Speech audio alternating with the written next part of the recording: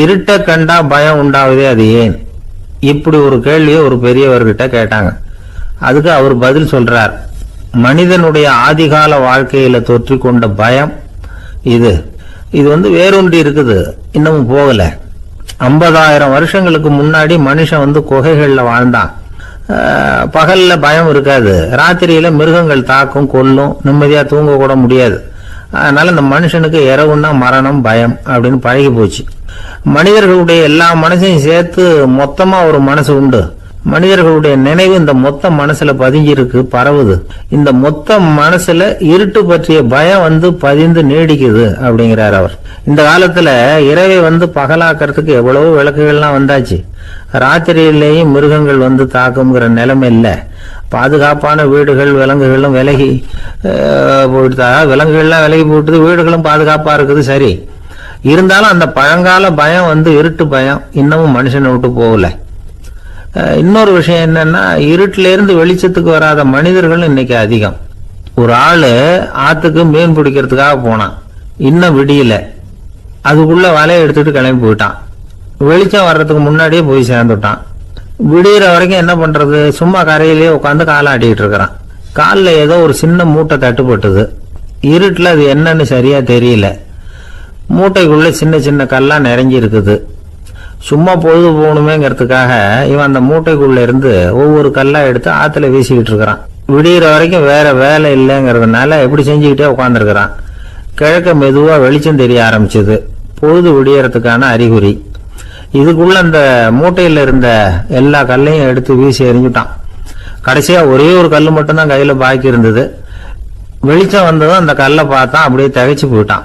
அடடா, இது வரைக்கும் தெரியாம தப்பு பண்ணிட்டோமே அப்படின்னு நினைச்சான். ஏன் தெரியுமா, அவன் கையில இருந்தது வெறும் கல் இல்ல, விலை வசந்த ரத்தன கல். அது இருட்டுல என்னன்னு புரியாததுனால மூட்டையில இருந்த எல்லா ரத்தன கல்லையும் ஆத்துல வீசி எறிஞ்சிருக்கிறான். இப்போ அவனுக்கு அழுகையே வந்துடும் போல இருந்தது. வாழ்க்கைய வசதி ஆக்கிக்கிறதுக்கான வாய்ப்பு அவனுக்கு இருந்தது. இருந்தாலும் இருட்டுல அதை இழந்துட்டான். அந்த வகையில அவனுக்கு கொஞ்சம் அதிர்ஷ்டம் இருந்திருக்குது. அதாவது ஏதோ ஒரு வகையில இருந்திருக்குது. அதனாலதான் அந்த கடைசி கல்ல எரியறதுக்குள்ள வெளிச்சம் வந்துட்டுது. பல பேருக்கு அந்த அளவு கூட அதிர்ஷ்டம் வர்றது இல்லை. எல்லாத்தையும் வீசினதுக்கு அப்புறம் தான் வெளிச்சம் வரும். என்னன்னு விவரம் தெரியாமலே எழுந்திரிச்சு வந்துருவாங்க. வாழ்க்கைங்கிறது ஒரு பெரிய புதையல். அதை புரிஞ்சிக்காம மனுஷன் அதை வீசி எரிஞ்சுக்கிட்டு இருக்கான் அப்படிங்கிறது தான் பெரியவங்க கருத்து. சில பேருக்கு புரிஞ்சுக்கிற நேரம் வரும், அதுக்குள்ள வாழ்நாள் எல்லாம் ஓடி போயிருக்கும். அதுக்கப்புறம் என்ன பண்றது? நம்மால் ஒருத்தன் கையில ஒரு சின்ன பையோட வந்துகிட்டு இருந்தான். பை உள்ள ஏகப்பட்ட நகைகள், ரத்தன கல் எல்லாம் இருக்கு. வந்துகிட்டு இருந்தவன் திடீர்னு அந்த பையை அப்படியே ஒரு குளத்துல வீசி எறிஞ்சுட்டான். மகான்கள் தான் இப்படி பற்று இல்லாம இருப்பாங்க. என்னங்க இது, விலை மதிப்புள்ள அந்த பையை இப்படி குளத்துல வீசி எறிஞ்சுட்டீங்களே, இதுக்கு என்ன அர்த்தம் அப்படின்னு கேட்டார் அவன் கூட வந்தவர். அவன் மெதுவா இவர் காதோட காதா சொல்றான். ஒரு போலீஸ்காரர் பின்னாடி வந்துகிட்டு இருக்கிறார், அவர் போனதுக்கு அப்புறம் இதை எடுத்துக்குவேன் அப்படிங்கிறான். ஒரு சின்ன பையன் என்னை தேடிட்டு ஓடி வந்தான். ஒரு கதை சொல்லுங்கன்னா, சொந்தமா எதுவும் தெரியாத என்ன, உங்களுக்கு சொந்தமா எதுவும் தெரியாதுன்னு எனக்கும் தெரியும் அப்படின்னா. இந்த பையன் அடிக்கடி என்கிட்ட கதை கேட்கிறவன். அதனால என்னோட ரகசியம்லாம் அவனுக்கு அத்துப்படி. அதனால்தான் அவ்வளவு தெளிவா அடிச்சு விடுறான். சரி, இப்ப என்ன செய்யலாம்னு, பழைய கதை ஏதாவது ஒன்று சொல்லுங்களேன்னா. உனக்கு கிருஷ்ண தேவராயரை தெரியுமான்னு. அவர்கிட்ட நேரில் பழக்கம் இல்லை, ஆனா அவரை பத்தி புஸ்தகத்துல படிச்சிருக்கேன்னா. சரி, இவங்கிட்ட மேற்கொண்டு பேச்சு கொடுத்தா நம்மளை ஒரு மாதிரி ஆக்கி விடுவான் அப்படிங்கிறத யூகம் பண்ணிட்டு அவனை உட்கார வச்சு கடைசி வரைக்கும் குறுக்க பேசக்கூடாது அப்படின்னு ஒரு கண்டிஷனையும் போட்டுட்டு அந்த கதையை சொன்னேன். ஒரு சமயம் கிருஷ்ண தேவராயர் சமஸ்தானத்துக்கு ஒரு பெரிய வித்வான் சேர்ந்தாராம். என்னோட போட்டி போடுறதுக்கு இந்த ஊர்ல யாராவது இருக்கீங்களா அப்படின்னு சவால் விட்டாராம். அந்த ஊர்ல இருந்த பெரிய பெரிய வித்வான்லாம் இது ஏதுனா வம்பா போச்சுன்னு நினைக்க ஆரம்பிச்சுட்டாங்க. யாரும் அந்த ஆளோட போட்டி போடுறதுக்கு தயாரா இல்லை. எல்லாரும் நடுங்கிட்டு இருக்கிறாங்க. அந்த நேரத்துல ஒருத்தன் மட்டும் தைரியமா முன்னுக்கு வந்தான். அது யாருன்னா தெனாலிராமன். அந்த சமஸ்தானத்துல விகட கவி அவன். என்ன அனுப்புங்க போட்டிக்கு, நான் ஜெயிச்சு காட்டுறேன்னா. உனக்கு அவ்வளவு தைரியம் இருக்குதா அப்படின்னு கேட்டாங்க. தைரியம் மட்டும்தான் என்கிட்ட இருக்குது, ஆனா தைரியம் இருந்தா அதிர்ஷ்டம் தேடிட்டு வருங்கிறது எனக்கு தெரியும் அப்படின்னா. அடுத்த நாள் போட்டி ஆரம்பமாச்சு. அந்த பெரிய வித்வான் நின்னார். தெனாலிராமன் எதிரில் நின்னா. அந்த வித்வான் ஒரு விரல காட்டினார். தென்னாலிராமன் பதிலுக்கு 2 விரல காட்டினான். வித்வான் 3 விரல காட்டினார். இவன் உடனே 4 விரல காட்டினான். உடனே 5 விரல காட்டினார் அவரு. தென்னாலிராமன் உடனே தன்னுடைய கை முஷ்டியை காட்டினான், கையை மூடி காட்டினான். அவ்வளவுதான். அந்த பெரிய வித்வான் கிருஷ்ணதேவராயர் காலில் விழுந்தார். நான் தோத்துட்டேன், என் தோல்வியை ஒத்துக்கிறேன் அப்படின்னு சொல்லிவிட்டார். கிருஷ்ணதேவராயர் அவரை தனியா அழைச்சிட்டு போய் என்ன நடந்ததுன்னு விசாரிச்சார். அந்த வித்வான் விளக்கம் கொடுத்தார். ஆண்டவன் ஒருவன் தான் உண்டுங்கிறத விளக்கறதுக்காக நான் 1 விரல காட்டினேன். அப்படி இல்ல, சக்தியை சேர்த்தா சக்தி சிவன் 2 பேர் உண்டுன்னு உங்க வித்வான் 2 விரல காட்டினார். மூர்த்திகள் 3 பேருங்கிறதுக்காக நான் 3 விரல காட்டினேன். வேதங்கள் 4ன்னு சொல்லி ஒரு 4 விரல காட்டினார்.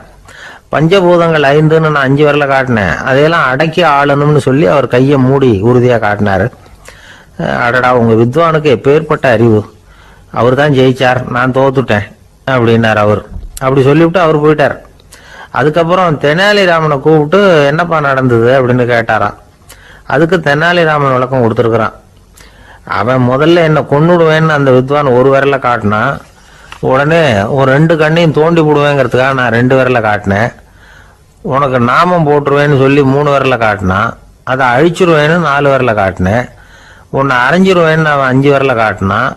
நான் உங்களை குத்தி போடுவேன்னு சொல்லி கையை மூடி காட்டினேன் அப்படின்னா. இப்போ பாருங்க, ஜெயிச்சது யார்? தைரியம் மட்டும் இருந்துட்டா அதிர்ஷ்டம் தானா தேடி வருங்கிறது எவ்வளவு உண்மையா போச்சு. அதனால நாம எப்பவும் தைரியமா இருக்கணும்னு சொல்லிவிட்டு என் எதிரில் கதை கேட்டுட்டு உட்காந்துருந்த சின்ன பையனை பார்த்தேன். அவன் என்னை நிமிர்ந்து பார்த்தான். அவன் தன்னோட கை கால் 2ஐயும் ஒரு மாதிரியா என் முன்னால தூக்கி 20 விரல காட்டினான். எனக்கு ஒன்றும் புரியல. இதுக்கு என்னப்பா அர்த்தம்னு கேட்டேன். இதே கதையை இதுக்கு முன்னாடி என்கிட்ட 20 தடவை நீங்க சொல்லியிருக்கீங்கன்னு அர்த்தம் அப்படின்னா. 2 பேர் சுவாரஸ்யமா பேசிட்டு இருக்கிறப்போ குறுக்க புகுந்து தொந்தரவு பண்றதுக்குன்னே சில பேர் இருப்பாங்க. அது ரொம்ப இடைஞ்சலா இருக்கும். இதே மாதிரி மின்காந்தம் கூட குறுக்க புகுந்து தொந்தரவு பண்ணும். கடைசியில் அது ஒரு பெரிய இடைஞ்சல கொண்டாந்து விட்டுரும். சில வீடுகளில் கேபிள் கனெக்ஷன் இல்லாம சில தனியார் டிவி காட்சிகள் தெரியும். அதுக்கு என்ன காரணம்னா இந்த மின்காந்த குறுக்கீடு தான் காரணம். இதைத்தான் சுருக்கமா EMI அப்படின்னு சொல்றாங்க. அதாவது எலக்ட்ரோ மேக்னெட்டிக் இன்டர்ஃபியரன்ஸ். இது ஏற்படக்கூடிய இடங்கள் எது எதுன்னு எடுத்துக்கிட்டா அது ஒரு பெரிய பட்டியலாவே போயிடும். இந்த EMI தொந்தரவு கேபிள் டிவியில மட்டும்தான் இல்லை, ராக்கெட் ஏவுதளத்தில் உள்ள ரேடார்கள், அங்க உள்ள சில சக்தி வாய்ந்த தொலைத்தொடர்பு சாதனங்கள், விமான தளங்கள்ல உள்ள ரேடார்கள், கப்பல் தளங்கள்ல பொருத்தப்பட்டிருக்கக்கூடிய சக்தி வாய்ந்த ஆண்டனாக்கள், இப்படி நிறைய சொல்லலாம்.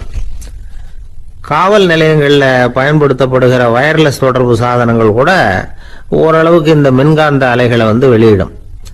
நம்ம வீட்டில் உட்காந்துக்கிட்டு ரேடியோ கேட்டுக்கிட்டு இருப்போம் அல்லது டிவி பார்த்துக்கிட்டு இருப்போம். அந்த சமயத்தில் பக்கத்து தெருவில் ஒரு மோட்டார் சைக்கிள் அல்லது காரு, குறிப்பாக பெட்ரோல் இன்ஜின், அது போகிறப்போ அதில் உள்ள மின்காந்த மின்கலத்தில் அதாவது மேக்னெட்டோ பேட்டரியிலிருந்து வெளிப்படுகிற மின்காந்த அலை இங்கே டிவியிலையும் ரேடியோவிலையும் கரகரப்பு உண்டு பண்ணும். சரி, இது பெருசா என்ன இடைஞ்சல உண்டு பண்ணிட போகுது அப்படின்னு நாம அலட்சியமா நினைக்கலாம்.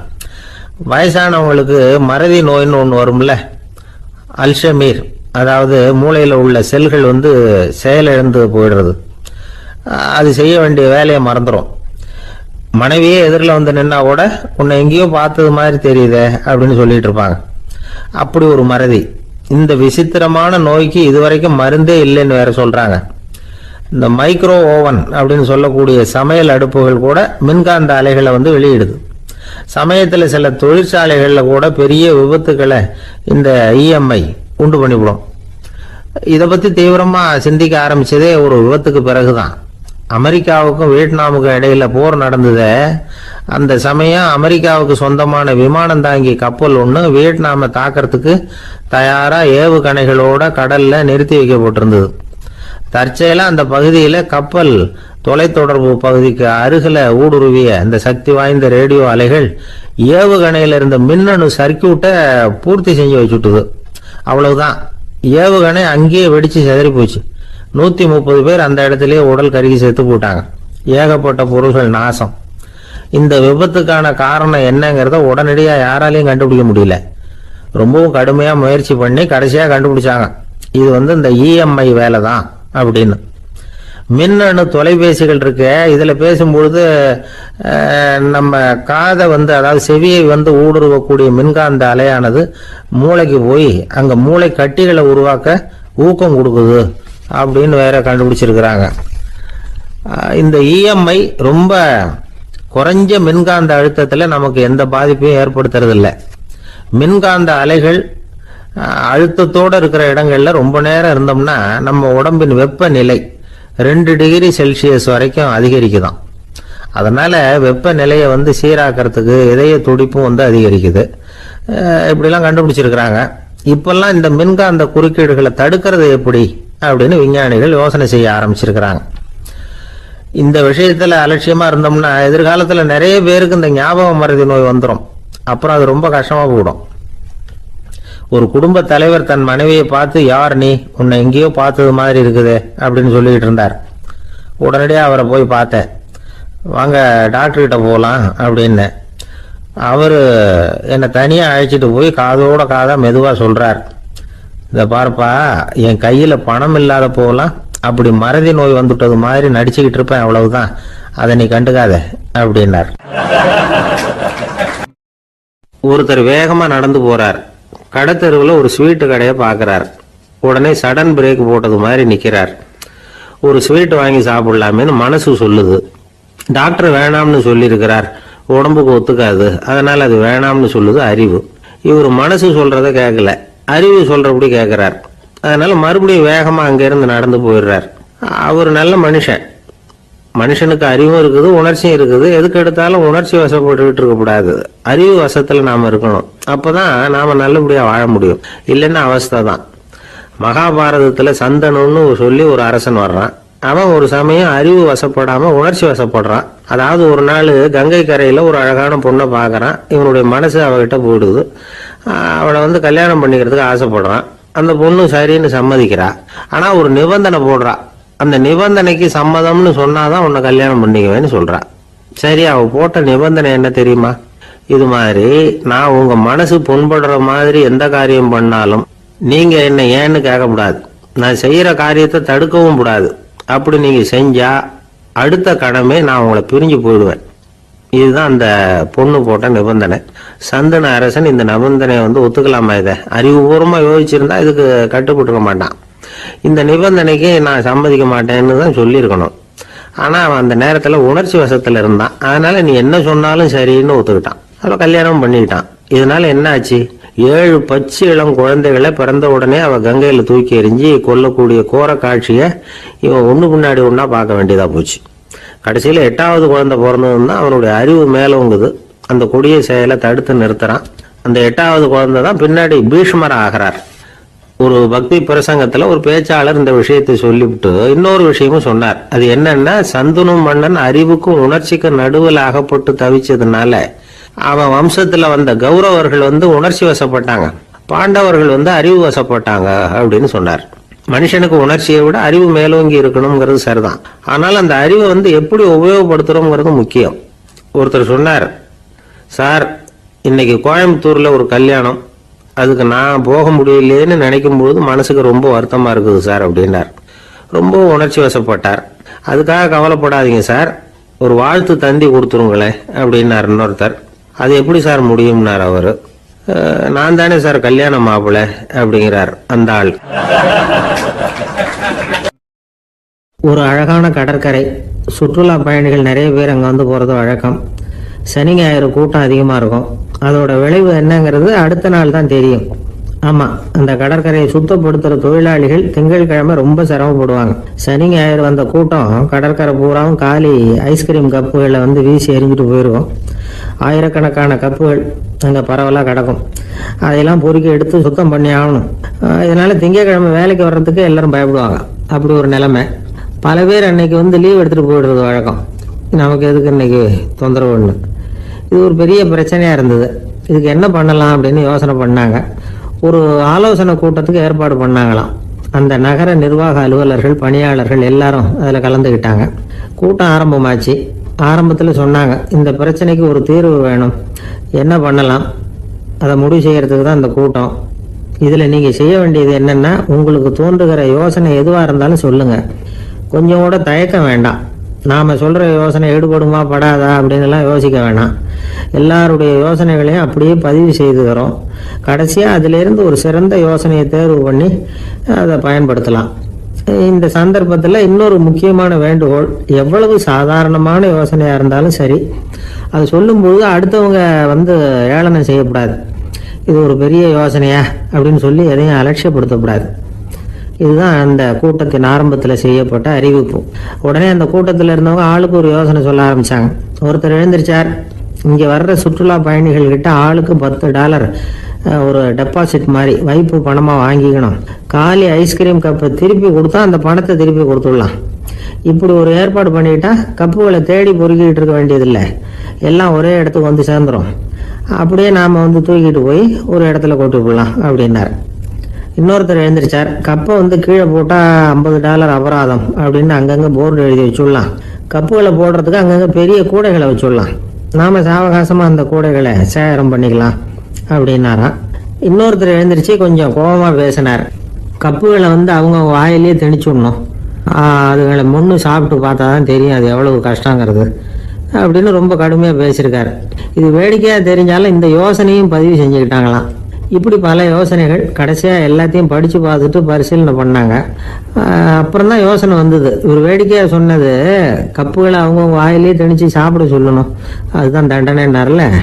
ஏன் அப்படி சாப்பிட்றது மாதிரியே கப்புகளை தயார் பண்ண என்ன அப்படின்னு சிந்திக்க ஆரம்பித்தாங்களாம். ஆகா, அதுதான் சரின்னு ஒரு முடிவுக்கு வந்தாங்க. அதுலேருந்து உருவானது தான் இந்த வேஃபர் கப்ஸ்.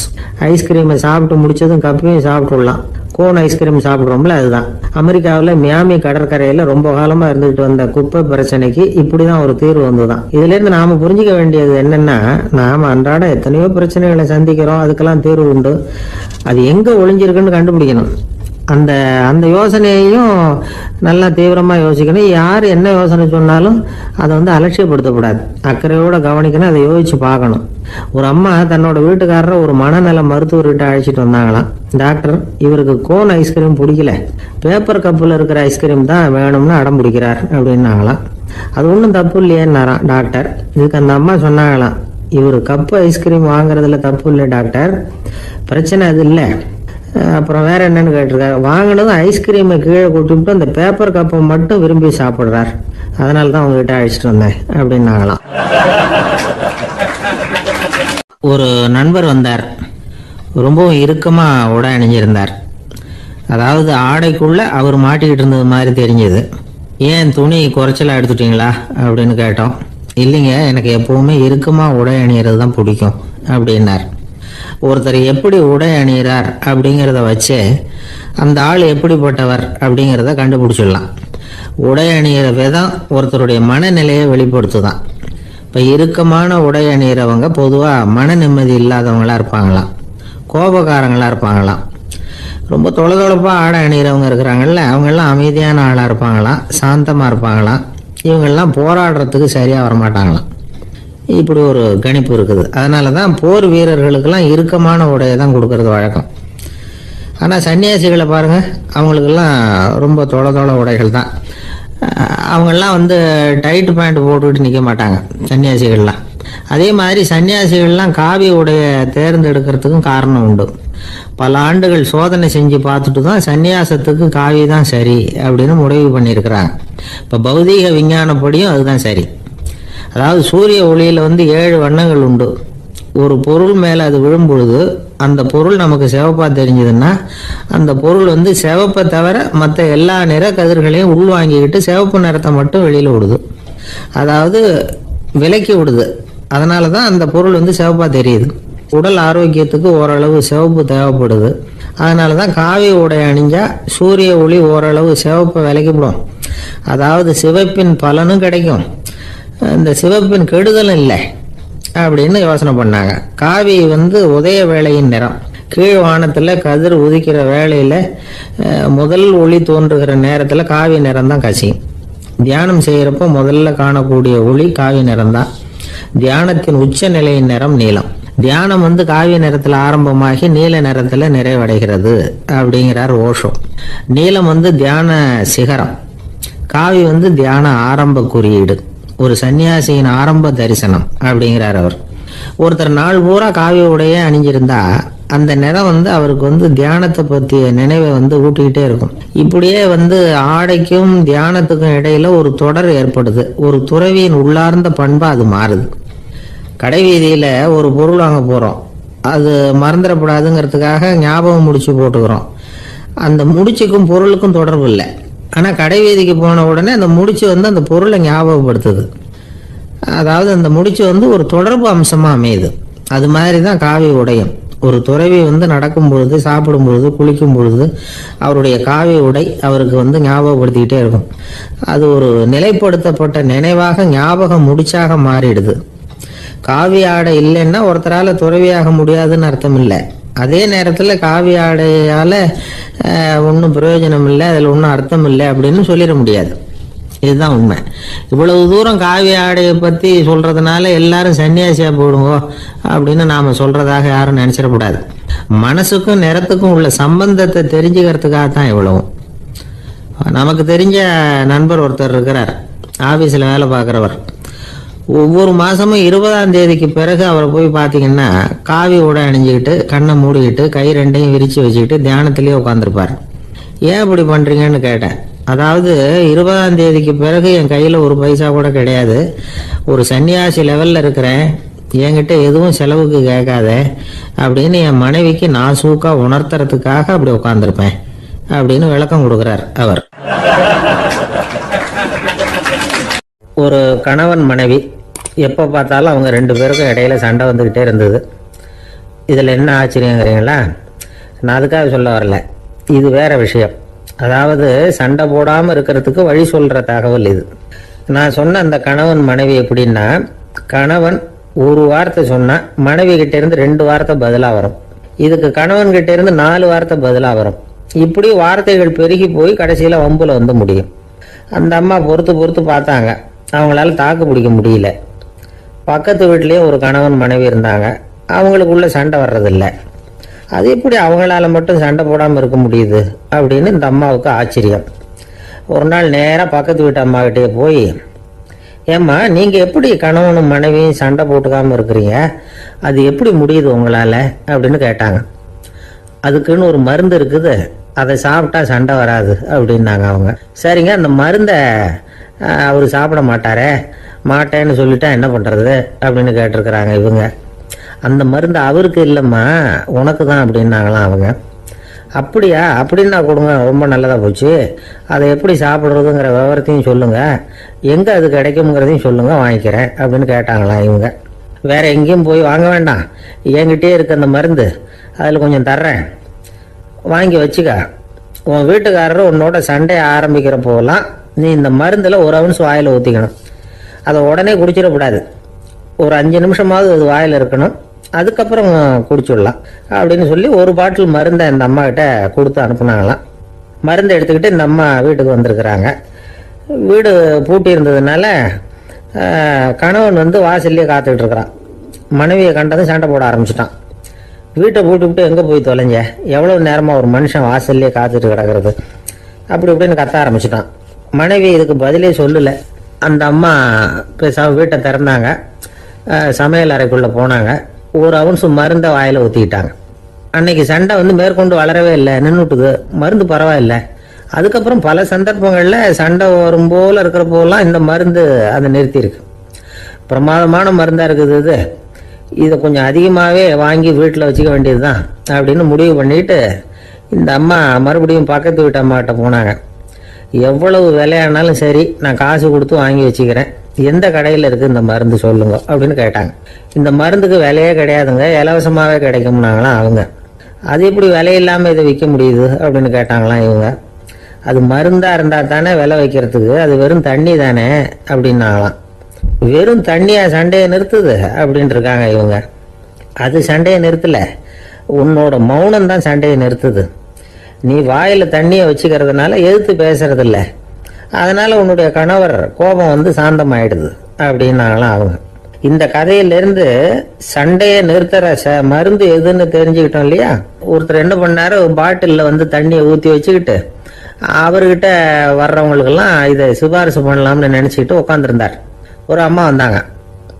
இதை கேட்டுவிட்டு இதையே ஒரு மருந்து மாதிரி கொடுக்கலாம்ங்கிறது அவர் முடிவு. அதனால் பாட்டிலில் தண்ணி அடைச்சி வச்சுக்கிட்டு அதில் கலருக்காக என்னத்தையும் ஒரு ஜீரகம் அது மாதிரி எதையாவது கலந்து வச்சுக்கிட்டு ஒரு மருந்து மாதிரி ஒரு பாவனையில் வச்சுக்கிட்டு உட்காந்துருக்காரு. யாராவது வீட்டில் சண்டைன்னா என்கிட்ட வாங்க மருந்து தரேன்னு. ஒரு அம்மா வந்தாங்க. எனக்கு என் வீட்டுக்காரருக்கும் அடிக்கடி சண்டை வருதுங்க அப்படின்ட்டு இருக்காங்க. கவலைப்படாதம்மா, நான் ஒரு மருந்து தரேன்னு சொல்லி வீட்டுக்குள்ளே போய் ஒரு பாட்டில் எடுத்து வந்து கொடுத்தார். பாட்டிலில் இருக்கிறது என்னங்கிறத சொல்லிவிட்டு அது பேரில் மரியாதை வராது இல்லையா, அதனால் சொல்லலை. அந்த அம்மா வாங்கிட்டு போனாங்க. 4 நாள் கழித்து திரும்பி வந்தாங்க. என்னம்மா வீட்டில் சண்டை நின்று போச்சான்னு கேட்டிருக்காரு இவர். அங்கே நின்று போச்சுங்க, இப்போ உங்ககிட்ட ஆரம்பமாக போகுதுன்னாங்களாம். என்னம்மா அப்படின்ட்டுருக்காரு அவர் பயந்து போய். பின்ன என்னங்க நீங்கள் என்ன மருந்து கொடுத்துருக்குறீங்க என்னங்க அப்படின்னாங்களாம் கோபமாக. அது வெறும் தண்ணி தானே அப்படின்ட்டுருக்காரு இவர். தண்ணியா இது, நல்லா பாருங்கள் அப்படின்னு அந்த பாட்டில் நீட்டினாங்களாம். இவர் வாங்கி பார்த்துருக்காரு. அப்புறம் தான் விஷயம் புரியுது அவருக்கு.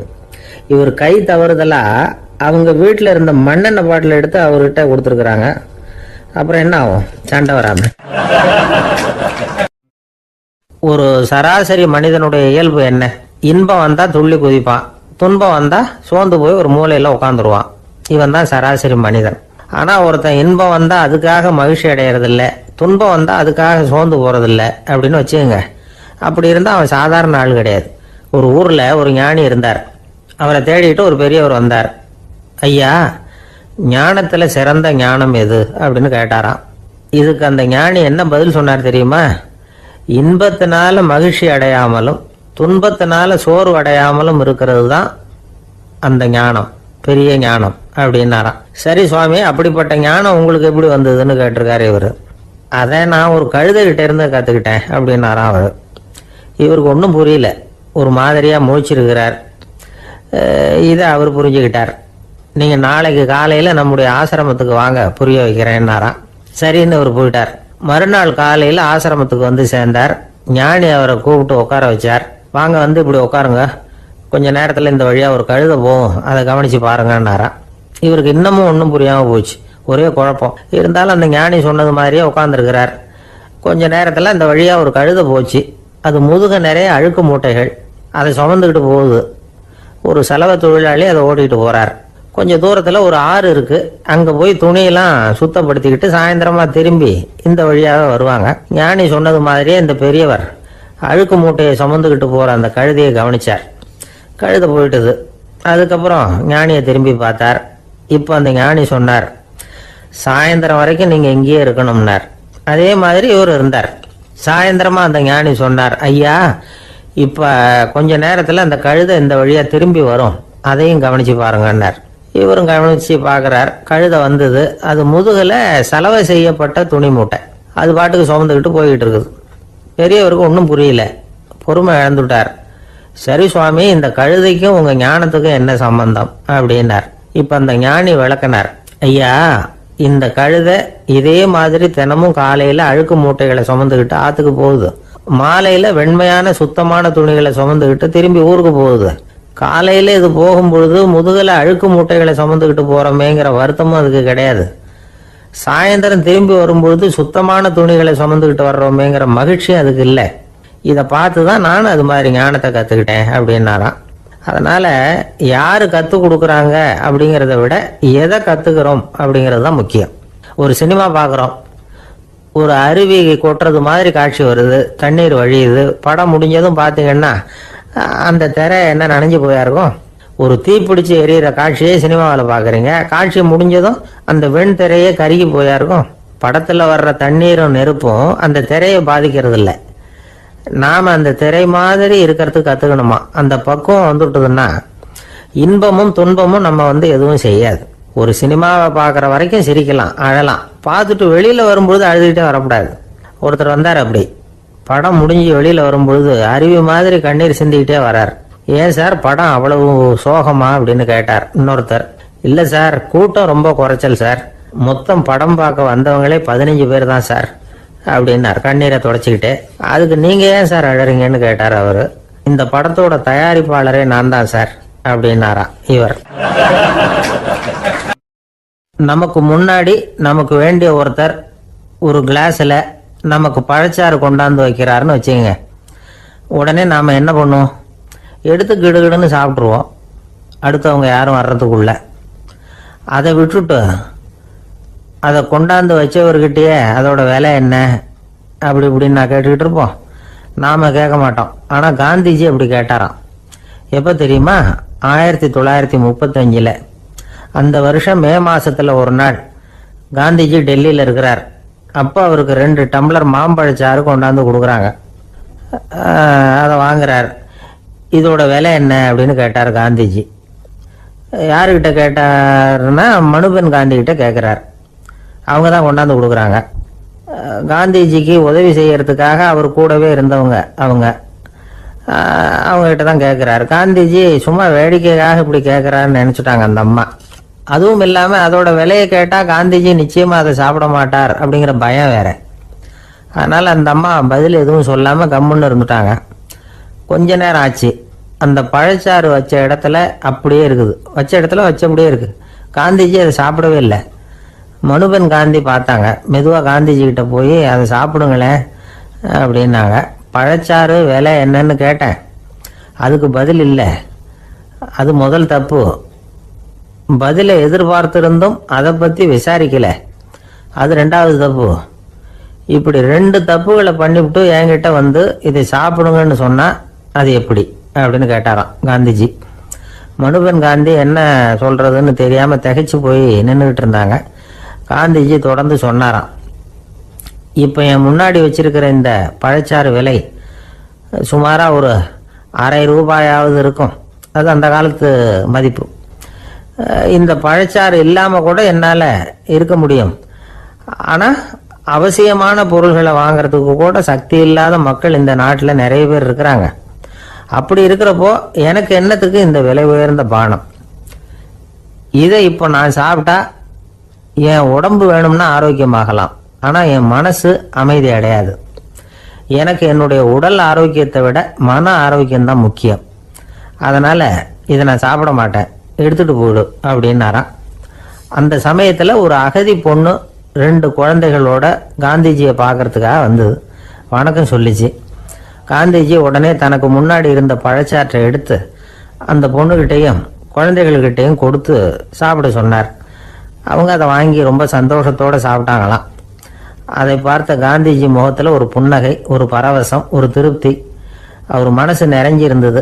அப்போ அவர் சொன்னாராம், ஆண்டவன் எனக்கு எப்பவும் சரியான சமயத்தில் கை கொடுப்பாருங்கிறது அதுக்கு இதுதான் அத்தாட்சி.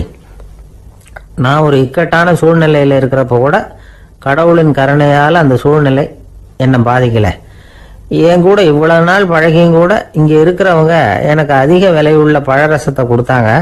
ஆனால் சரியான நேரத்தில் அதை சாப்பிட வேண்டியவங்களை என்கிட்ட அனுப்பி வச்சு என்னை சந்தோஷப்படுத்தினார் கடவுள். அவருக்கு நன்றி அப்படின்னாராம் மகாத்மா காந்தி.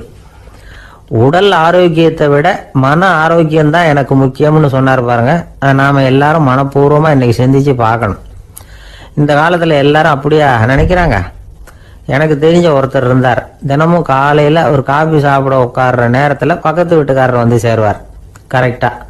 உடனே அவரும் தனக்குன்னு வந்திருக்கிற காப்பியை எடுத்து மனப்பூர்வமாக பக்கத்து வீட்டுக்காரர்கிட்ட கொடுத்துருவார்.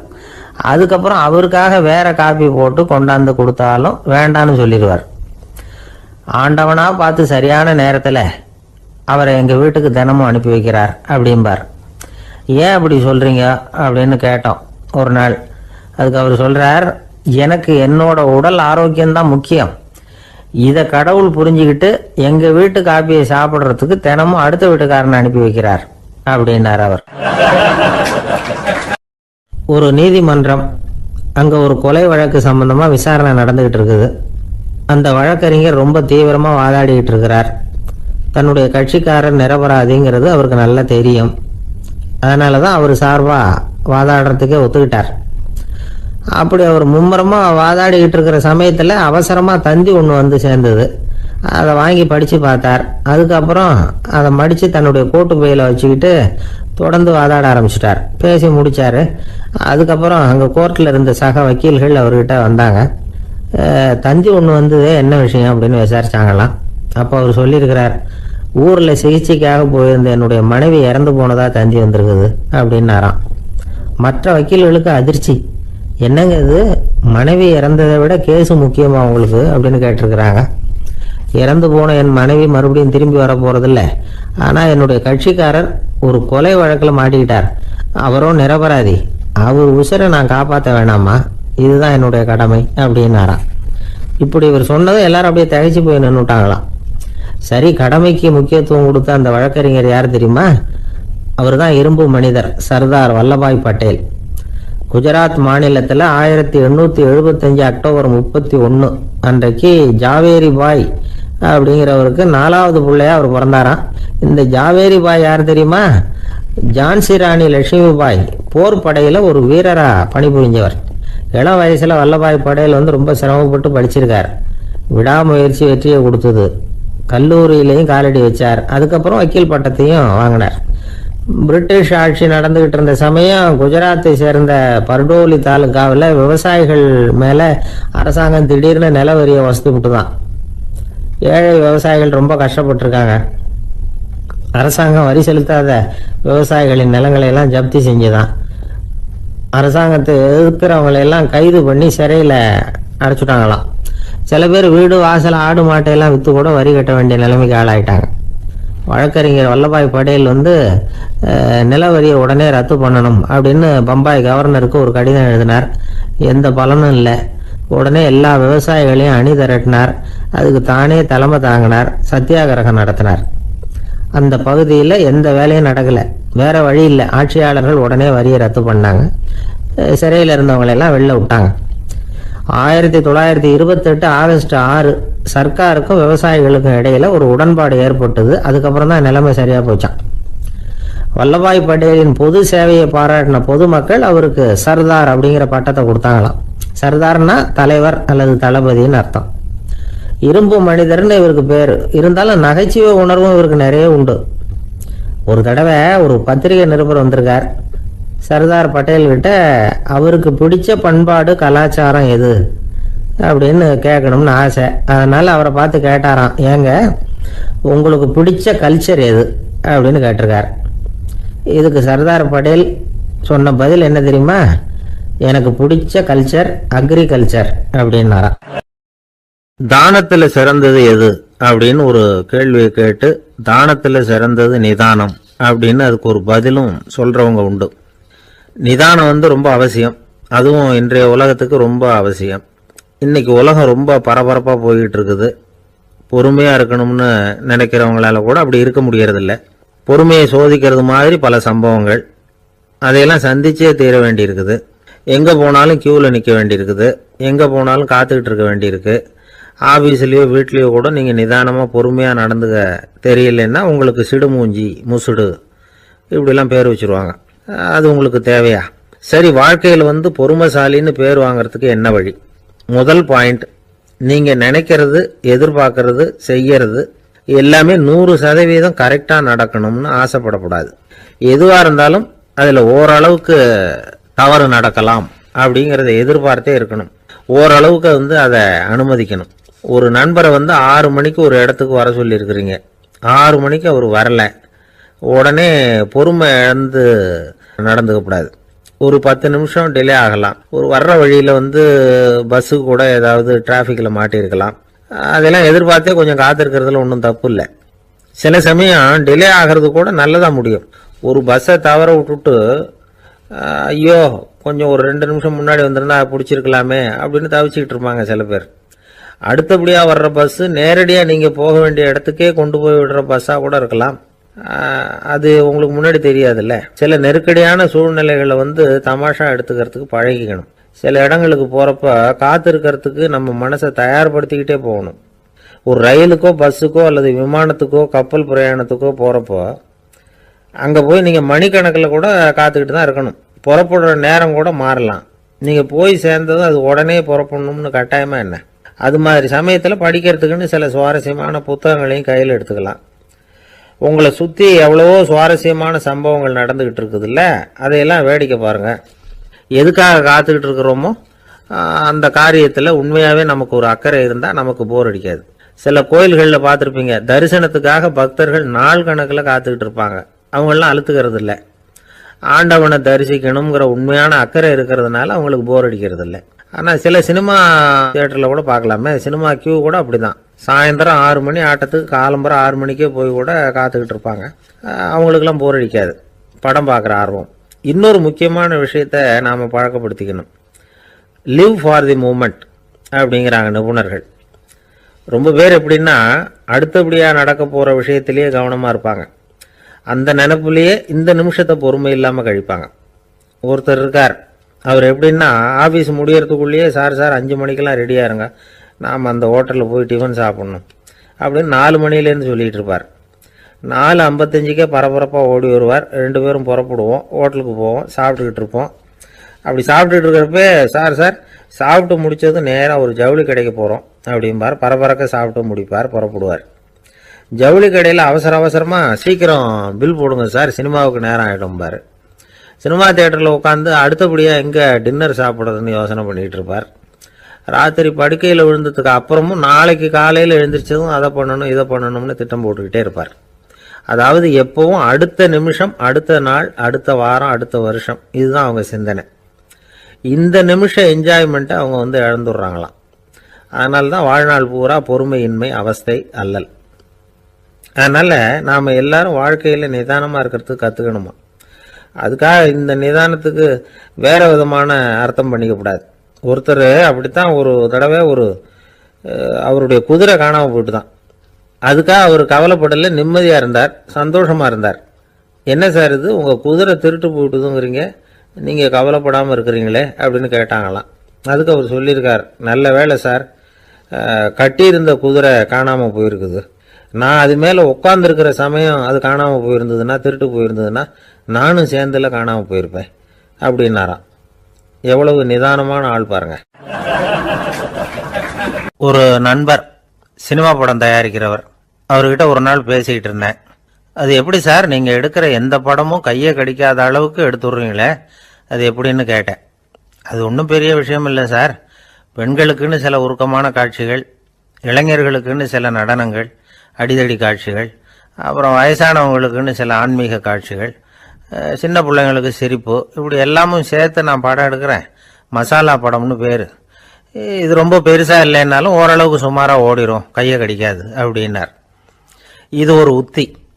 சில பத்திரிகை ஆசிரியர்களும் இந்த உத்தியை கையாளுறது உண்டு. இந்த உத்திக்கு பார்னம் உத்தி அப்படின்னு பேர், பார்னம் எஃபெக்ட் அப்படின்னு சொல்லுவாங்க. அதாவது ஃபீனியஸ் டி பார்னம் அப்படின்னு ஒருத்தர் அமெரிக்காவில் இருந்தாராம். அதாவது 19ஆம் நூற்றாண்டில் அமெரிக்காவில் கொடிகட்டி பறந்த ஒரு சர்க்கஸ் நிறுவனத்தின் அதிபர் அவர். இந்த உலகத்தில் ஒவ்வொரு நிமிஷமும் ஒரு ஏமாளி பறந்துக்கிட்டே இருக்கிறான் அப்படிங்கிறது அவருடைய சித்தாந்தம். ஒவ்வொருத்தரையும் திருப்திப்படுத்துகிற அளவுக்கு அம்சங்களை கொஞ்சம் கொஞ்சமாக கலந்து கேளிக்கை நிகழ்ச்சிகளை நடத்தினது தான் அவருடைய மகத்தான வெற்றிக்கு காரணம். அதனால் அந்த உத்தியை யார் கடைப்பிடிச்சாலும் சரி, அதுக்கு பார்னம் உத்தி அப்படின்னு பேர் வந்துட்டுது. ஜோசியம் சொல்கிறவங்களுக்கும் இந்த உத்தி தான் கை கொடுக்குது. ஒரு விஷயத்தை ஒருத்தருடைய கோள் நிலைகள் அல்லது கையெழுத்து நிரூபிக்கிறதாக அவர்கிட்ட சொன்னால் அதை அவர் நம்பிவிடுவார். ஆனால் அந்த விஷயம் நல்லதாக இருக்கணும், நேர்மையானதாக இருக்கணும், அதாவது பாசிட்டிவாக இருக்கணும். 8ஆம் இடத்துல குரு, 9ஆம் இடத்துல சனி, நீங்கள் ஒரு பெரிய மேதை தான் அப்படின்னு சொல்லுவாங்க. கேட்குறவங்களுக்கு அதை மறுக்கிறதுக்கு மனசு வராது. அப்படி சொல்லும் பொழுது கூடவே என்ன கொஞ்சம் முன்கோபம் அதிகமாக இருக்கும், இருந்தாலும் அது உடனே மறைஞ்சிரும் அப்படின்னு சில அற்ப விஷயங்களையும் சொன்னாலும் அதையும் சரிதான்னு சொல்லி ஒத்துக்குவாங்க. ஆளுமையை எடை போடுகிற ஒரு நிறுவப்பட்ட உத்தியின் மூலமாக தன்னுடைய குணாதிசயங்கள் கண்டுபிடிக்கப்பட்டதாக அவர் நம்புறது தான் இதுக்கு காரணம். இந்த மாதம் பணத்தட்டுப்பாடு கொஞ்சம் இருக்கும், உடம்புல ஏதாவது கொஞ்சம் அசௌகரியம் இருக்கும், வீட்டுக்குள்ளே லேசாக மனஸ்தாபம் வரலாம், இது மாதிரி பொதுப்படையாக சிலதை சொன்னாலே போதும், மக்களை நம்ப வச்சுடலாம்.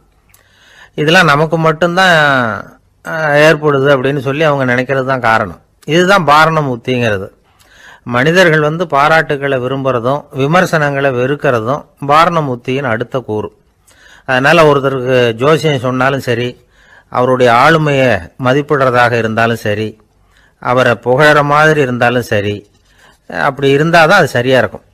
சாதகமான விஷயங்களை அதிகமாகவும் பாதகமான விஷயங்களை நாசூக்காகவும் சொன்னால் மக்கள் அதை நம்பிடுவாங்க. ஒருத்தரை கருமின்னு சொன்னா ஏத்துக்க மாட்டார். அதையே கொஞ்சம் மாத்தி நீங்க கொஞ்சம் சிக்கனமான ஆசாமி அப்படின்னு சொன்னா நீங்க சொல்றது சரிதான் சார் அப்படிம்பார். நீங்க பெரிய செலவாளி தான், இருந்தாலும் நல்ல விஷயங்களுக்கு தான் செலவழிப்பீங்க அப்படின்னு சொல்லணும். இப்படி இந்த வாரணம் உத்தியை கடைபிடிச்சு இன்னைக்கு வெற்றிகரமா காலம் தள்ளுறவங்க நிறைய பேர் இருக்கிறாங்க. இந்த உலகத்துல ஒவ்வொரு நிமிஷமும் ஒரு ஏமாளி பறந்துகிட்டே இருக்கிறான் அப்படிங்கிறது தான் ஃபீனியஸ் பார்னம் அவர்களுடைய நம்பிக்கை. அதை விட அடுத்தவங்களை ஏமாளியா நினைக்கிற மனுஷர்கள் தான் இன்னைக்கு உலகத்துல ரொம்ப அதிகம். ஒருத்தர் தன்னுடைய மேல் அதிகாரிகிட்ட போய், ஐயா ஒரு நாள் லீவு வேணும், என் தங்கச்சிக்கு கல்யாணம் அப்படின்னார். அவரு பார்த்தார், ஒரு 10 நிமிஷம் வெளியில இருங்கன்னார். 10 நிமிஷம் கழிச்சு கூப்பிட்டார், இதை பாருங்க நீங்க சொல்றது பொய், இப்போ உங்க தங்கச்சிக்கு போன் பண்ணேன், அவங்க தனக்கு 2 வருஷத்துக்கு முன்னாடியே கல்யாணம் ஆயிட்டதாக சொல்றாங்க அப்படின்னார். உடனே இவரு சொன்னார், சார் இப்போ நீங்க சொல்றதும் பொய்யாதான் இருக்கணும், ஏன்னா நிஜமா எனக்கு ஒரு தங்கச்சியே கிடையாது அப்படின்னார். ஒரு நாள் காலை நேரம் ஒரு குரு படுக்கையை விட்டு எழுந்திருக்கிறார். உடனே சீடர்களை பார்த்து எல்லாரும் இப்படி வாங்கங்கிறார். எல்லாரும் வர்றாங்க வேகமா. என்னங்க வேணும் உங்களுக்கு அப்படிங்கிற மாதிரி எல்லாரும் குருவை பார்த்தாங்க பயபக்தியோட. குரு அந்த சீடர்களை பார்த்து, இதை பாருங்க, இப்போ நான் ஒரு சிக்கலான விவகாரத்தில் மாட்டிக்கிட்டு இருக்கிறேன், அதை நீங்கள் தீர்த்து வச்சா நல்லதுன்னார். சீடர்களுக்கு ஒன்றும் புரியல. என்ன இது இவர் இப்படி சொல்றாரு, நமக்குள்ள எல்லா விவகாரங்களையும் தீர்த்து வைக்கிறவர் நம்ம குருநாதர், அவருடைய விவகாரத்தை நாம தீர்த்து வைக்கிறதா, ஆச்சரியமா இருக்குதே, குருநாதருக்கே சிக்கலா அப்படின்னு யோசனை பண்ண ஆரம்பிச்சாங்க. இருந்தாலும் ரொம்ப பணிவா கேட்டாங்க, சுவாமி உங்களுக்கே சிக்கலா, இந்த உலகத்து சிக்கல்களுக்கும் சிரமங்களுக்கும் அப்பாற்பட்டவர் அல்லவா தாங்கள், அப்படிப்பட்ட உங்களுக்கு சிக்கல்னா அது எப்படி அப்படின்னாங்க. எனக்கு ஏற்பட்டிருக்கிற சிக்கல் அவ்வளவு பெருசு, ரொம்ப பெரிய விவகாரம் அது அப்படின்னார் குரு. கொஞ்சம் விவரமா சொல்லுங்க அப்படின்னாங்க இவங்க. இப்ப அந்த குரு விவரத்தை சொன்னார். அதாவது நேற்று ராத்திரி நான் ஒரு கனவு கண்டேன், அந்த கனவுல நான் ஒரு பட்டாம்பூச்சியா மாறிட்டேன். அப்படி மாறி ஒவ்வொரு மலரா பறந்து போய் உட்காந்து தேன் சாப்பிட்டேன் அப்படின்னார். சீடர்கள் இதை கேட்டதும் ரொம்ப திகைச்சு போயிட்டாங்க. என்ன இது, இது ஒரு பெரிய பிரச்சனையா, ஒரு சாதாரண கனவு கண்டதுக்காகவா இந்த காலை வேளையில நம்மளையெல்லாம் குருநாதர் இவ்வளவு அவசரமா கூப்பிட்டுருக்கார் அப்படின்னு நினைச்சாங்க. இருந்தாலும் கேட்டாங்க, இதுல என்ன சிக்கல் சுவாமி, கனவுங்கிறது எல்லாருக்கும் வரத்தானே செய்யும் அப்படின்னார் ஒரு சீடர். சீடர்களே, பிரச்சனை அது இல்லை, நான் இன்னைக்கு காலையில கண்ணு முழிச்சு பார்த்தப்போ நான் நானாக மறுபடியும் மாறிட்டேங்கிறத தெரிஞ்சுக்கிட்டேன். இதுல சிக்கல் என்னன்னா, இப்ப அந்த பட்டாம்பூச்சி தான் நானா ஆயிட்டதாக கனவு கண்டுகிட்டு இருக்கா அப்படிங்கிறது தான். ஒரு மனுஷன் பட்டாம்பூச்சி ஆகிறதாக கனவு காண முடியுங்கிறப்போ அந்த பட்டாம்பூச்சியும் மனுஷனா ஆகிறதாக கனவு காண முடியும் இல்லையா? இப்ப எனக்கு யதார்த்த நிலை தெரியணும், எது நிஜம்னு தெரியணும். நேத்து ராத்திரி நான் கண்டது கனவா, அல்லது இது பட்டாம்பூச்சி கண்டுகிட்டு இருக்கிற கனவா? இதுதான் குரு கேட்ட கேள்வி. இதை கேட்டதும் சீடர்கள் ரொம்ப குழம்பி போயிட்டாங்க. சுவாமி, இதுவரைக்கும் நாங்க தூங்குறப்ப பாக்குறது கனவுன்னும் மூழ்கிட்டு இருக்கிறப்ப பாக்குறது நனவுன்னு நம்பிட்டு இருக்கிறோம். இப்போ எங்களை ரொம்ப குழப்பிட்டீங்க, இதுக்கு பதில் சொல்ல எங்களுக்கு சக்தி இல்லை அப்படின்னு சொல்லிவிட்டாங்களாம். அதுக்கப்புறம் அந்த குரு சொன்னாராம், நினைவு தான் முக்கியமான அம்சம். முடிவு கட்டம்னா பகலின் நினைவுகளை விட இரவின் கனவுகளே ரொம்ப உண்மை. ஒருத்தன் தூங்க போனா தூங்கிக்கிட்டே இருந்தா அவன் காணும் கனவு பொய்ங்கிறத அவன் உணர மாட்டான். ஒவ்வொரு கனவும் காணும் பொழுது அது ரொம்ப உண்மையா தான் தெரியுது. ஒரு கனவு கூட உண்மை இல்லைன்னு கனவுல தோன்றுவதே இல்லை அப்படின்னார் குரு. அகில வாழ்வு அத்தனையும் சொற்பனம் கண்டாய் அப்படிங்கிறார் தாயுமானவர். ஆகையினால நம்ம கனவுலேருந்து நாம என்னைக்கு முழிச்சுக்க போறோம் அப்படிங்கிறது தான் ஒரு முக்கியமான கேள்வி. ஒருத்தர் வந்தார், காலில் கட்டோட வந்தார். என்னங்க காலில் கட்டுன்னு? சார், நேற்று ராத்திரி தூக்கத்தில் எங்கள் வீட்டு கூரையில் ஏணியை சாத்தி வச்சு இறங்கினப்போ வழுக்கி விழுந்து காலை உடச்சிக்கிட்டேன்னார். உங்கள் வீட்டில் தான் ஏணியே கிடையாது சார் அப்படின்னு. உண்மைதான் சார், நான் கீழே விழுந்து முழிச்சுக்கிட்டதுக்கு அப்புறம் தானே ஏணி இல்லைங்கிறது எனக்கு ஞாபகம் வந்தது அப்படின்னார். சில பேர் ஆளை பார்த்தா 60 வயசு மாதிரி தோணும், உண்மையான வயசு என்னன்னு பார்த்தா 40 அல்லது 45ம்பாங்க. சில பேரை பார்க்கறதுக்கு 45 மாதிரி தெரியும், உண்மையிலேயே 65 தாண்டி இருப்பாங்க. ஒரு மனிதனுக்கு 2 வகையான வயது உண்டுங்கிறார் ஓஷோ. அதாவது உடம்புக்குன்னு ஒரு வயசு, மனசுக்குன்னு ஒரு வயசு. முதல் உலக மகாயுத்தம் நடந்தது இல்லையா, அது முடிஞ்சதுக்கு அப்புறம் முதல் தடவையா மனிதனின் மூளை வளர்ச்சியை பத்தி மனநல வைத்தியர்கள் ஒரு கணக்கெடுப்பு சோதனை நடத்தினாங்களாம். அது வரைக்கும் மனிதனுக்கு 2 வகையான வயது உண்டுன்னு யாரும் சிந்திச்சதே இல்லையா. அந்த உலக மகாயுத்தம் முடிஞ்சதுக்கு அப்புறம் மனிதனுடைய சராசரி மனதின் வயதை கணக்கிட்டு பார்க்கும் பொழுது அவங்களுக்குலாம் ரொம்ப அதிர்ச்சியா இருந்துதான். ஏன்னா அது ரொம்ப பின்தங்கிய நிலையில இருந்திருக்கு, வளர்ச்சி அடையாத நிலையில இருந்திருக்கு. அவங்க கண்டுபிடிச்ச பிரகாரம் அப்போ மனசோட சராசரி வயசு என்ன தெரியுமா, 14. அப்படின்னா பார்த்துங்க, உடல் ரீதியாக ஒருத்தரோட வயசு 70 கூட இருக்கலாம், ஆனால் மனசோட வயசு 14 தான். இதுக்கு நேர்மாறாக அமைஞ்சு போச்சுன்னு வச்சுங்க. அதாவது ஒருத்தருக்கு உண்மையிலேயே 14 வயசு, அதாவது உடலோட வயசு 14, அவரோட மனசின் வயசு 70ன்னு வச்சுக்கோங்க. இப்படி அமைஞ்சுட்டுதுன்னா அவர் சீக்கிரம் ஞானத்தன்மை அடைஞ்சிருவார் அப்படின்னு அர்த்தம். இப்போ நமக்கெல்லாம் உடம்போட வயசு மனசோட வயசு ரெண்டும் ஒன்றா இருந்துட்டா அதுவே போதும், அதுவே பெரிய விஷயம். இப்போ எமர்சன் கிட்ட போய் ஒருத்தர் கேட்டாராம், உங்கள் வயசு என்ன அப்படின்னு. அவர் உடனே பதில் சொல்லியிருக்கார், 360 வருஷம் அப்படின்னாராம். கேட்டவர் குழம்பி போயிட்டார். அவர் என்ன சொல்கிறாரு, 360 வயசா? என்ன நம்ம காதில் தான் சரியாக விழலையா? எமர்சன் எப்பவும் உண்மையை பேசுகிற ஒரு சிறந்த அறிவாளி, அவர் இப்படிலாம் பொய் சொல்ல மாட்டாரே அப்படின்னு ஒரு யோசனை பண்ணிக்கிட்டே அவர் மறுபடியும் அவர் கிட்ட போனாராம். ஐயா, நீங்கள் சொன்னது சரியாக என் காதில் விழலை, அதனால் மறுபடியும் கேட்குறேன், உங்கள் வயசு என்ன அப்படின்னாராம். எமர்சன் மறுபடியும் சொல்லியிருக்கிறார், 360 வருஷம்னு. வந்தவருக்கு உண்மையிலேயே அதிர்ச்சியாக போட்டுது. அதுக்கப்புறம் மெதுவாக ஆரம்பிச்சாராம், ஐயா நீங்கள் சொல்கிறத என்னால் ஏற்றுக்க முடியாது. எப்படி பார்த்தாலும் இப்போ உங்களுக்கு வயசு ஒரு 60க்கு மேலே இருக்காதுன்னு நினைக்கிறேன் அப்படின்னாராம். நீங்கள் சொல்கிறது சரிதான், அது என் உடம்போட வயசுன்னாராம் எமர்சன். அப்படின்னா ஏற்கனவே நீங்கள் சொன்னது அப்படின்னு கேட்டிருக்காரு, அது என் மனசோட வயசு அப்படின்னாராம். நம்மளை பொறுத்த வரைக்கும் அறிவு தூசு படிஞ்சிருக்கு, அது மாதிரியே அன்பும் மாசுபட்டிருக்கு. இது ரெண்டையும் சுத்தம் பண்ண வேண்டியிருக்குது. அப்போ தான் நாம் சரியான வயசில் வாழ முடியும். ஒரு ஆசாமி இருக்கிறார், அவருக்கு உடம்போட வயசு அதிகம், மனசோட வயசு ரொம்ப குறைச்சல், குழந்தை மாதிரி. அவர் ஒரு ஆஸ்பத்திரியில் படுத்திருக்கிறார். நர்சம்மா எல்லாருக்கும் மருந்து கொடுத்துட்டு போகிறாங்க. கொஞ்ச நேரம் கழித்து திரும்பி வந்தாங்க. அப்போ இவர் அந்த அம்மாவை கூப்பிட்டு சொல்கிறார், இதை பாருங்கள் சிஸ்டர், நீங்கள் எல்லாருக்கும் சின்ன சின்ன மாத்திரையாக கொடுத்துட்டு எனக்கு மட்டும் நீளமான மாத்திரையாக கொடுத்துட்டீங்க. முழுங்கிறதுக்கு ரொம்ப கஷ்டமாக போச்சு. இனிமேல் எனக்கும் சின்ன மாத்திரையாக கொடுங்க சிஸ்டர் அப்படின்னாராம். அந்த அம்மா உடனே அதிர்ச்சியாகி தலையில் அடிச்சுக்கிட்டாங்களாம். நான் கஷ்டப்பட்டு மாத்திரையை முழுங்கினத்துக்கு நீங்கள் ஏமா தலையில் தட்டிக்கிறீங்க அப்படின்னு கேட்டிருக்காரு இவர். இதுக்கு அவங்க சொல்லியிருக்கிறாங்க, நான் உங்களுக்கு கொடுத்துட்டு போனது மாத்திரை இல்லைங்க, அது தெர்மாமீட்டர் அப்படின்னாங்களாம். நாட்டில் நல்லவங்க ஒருத்தர் 2 பேர் இருக்கிறதுனால தாங்க மழையே பெய்யுது அப்படின்னு சொல்றது உண்டு. நல்லார் ஒருவர் உளரேல் அவர் பொருட்டு எல்லாருக்கும் பெய்யும் மழை. சில சமயம் ரொம்ப பேர் திடீர்னு நல்லவங்களா ஆயிடுவாங்க போல இருக்கு. அதனால தான் விடாம பேய் மழையா கொட்டி தீர்த்து விடுது. எல்லாரும் நல்லவங்களாயிட்டா உலகமே தாங்காது போல இருக்க. அப்பப்போ ஒருத்தர் 2 பேர் நல்லவங்களாகணும், அப்போதான் சீரா மழை பெய்யும். மாசத்துக்கு 3 பேர் நல்லவங்களானா மாதம் மும்மாரி பொழியும். இதெல்லாம் வேடிக்கை பேச்சு. இப்போ இதெல்லாம் ஒரு பக்கம் இருக்கட்டும், இப்போ விஷயத்துக்கு வருவோம். ஒரு கும்பல்ல நல்லவன் யாரு அப்படிங்கிறத எப்படி கண்டுபிடிக்கிறது? இதுக்கு ஒரு வேடிக்கை கதை உண்டு. என்னுடைய நண்பர் ஒருத்தருக்கு அவங்க பாட்டியம்மா சொன்ன கதையா இது. அது என்ன கதைன்னா, ஒரு ஊர்ல ஒரு சமயம் பலமான மழை பெய்ய ஆரம்பிச்சுட்டு தான். இடி மின்னல் ரொம்ப கடுமையா இருந்திருக்குது. ஆரம்பிச்ச மழை வர வர கடுமையா ஆகிட்டு இருக்குதே தவிர நிக்கிற பாடா தெரியல. ஊர் ஜனங்கள்லாம் பார்த்தாங்க. இதுக்கு மேலேயும் வீட்டு உள்ள இருந்தா ஆபத்துங்கிறத புரிஞ்சுக்கிட்டாங்க. ஏன்னா வீடெல்லாம் இடிஞ்சி விழுந்துருமோங்கிற பயம். உடனே எல்லாரும் புறப்பட்டு ஊருக்கு பொதுவா இருந்த ஒரு மண்டபத்துல போய் தங்கிக்கிட்டாங்க. மின்னல் கடுமையா இருந்தது, இடி எந்த நேரத்திலையும் விழலாம்ங்கிற நிலைமை, எப்போ விழலாம்னு பார்த்துக்கிட்டு இருக்குது.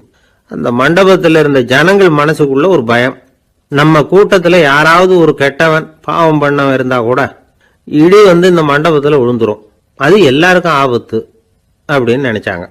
சரி, இதுக்கு என்ன பண்ணலாம் அப்படின்னு யோசனை பண்ணாங்க. அந்த கூட்டத்தில் ஒரு பெரியவர் இருந்தார். அவர் ஒரு யோசனை சொன்னார். இதை பாருங்க, அதுக்கு ஒரு வழி இருக்கு. அதோ எதிர்த்தாப்புல கொஞ்சம் தூரத்துல ஒரு உயரமா மரம் ஒண்ணு இருக்கு பாருங்க.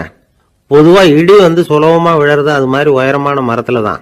நம்ம கூட்டத்துல இருக்கிறவங்க எல்லாரும் ஒவ்வொருத்தரா போய் அந்த மரத்தை தொட்டு விட்டு திரும்பி வந்துடணும்.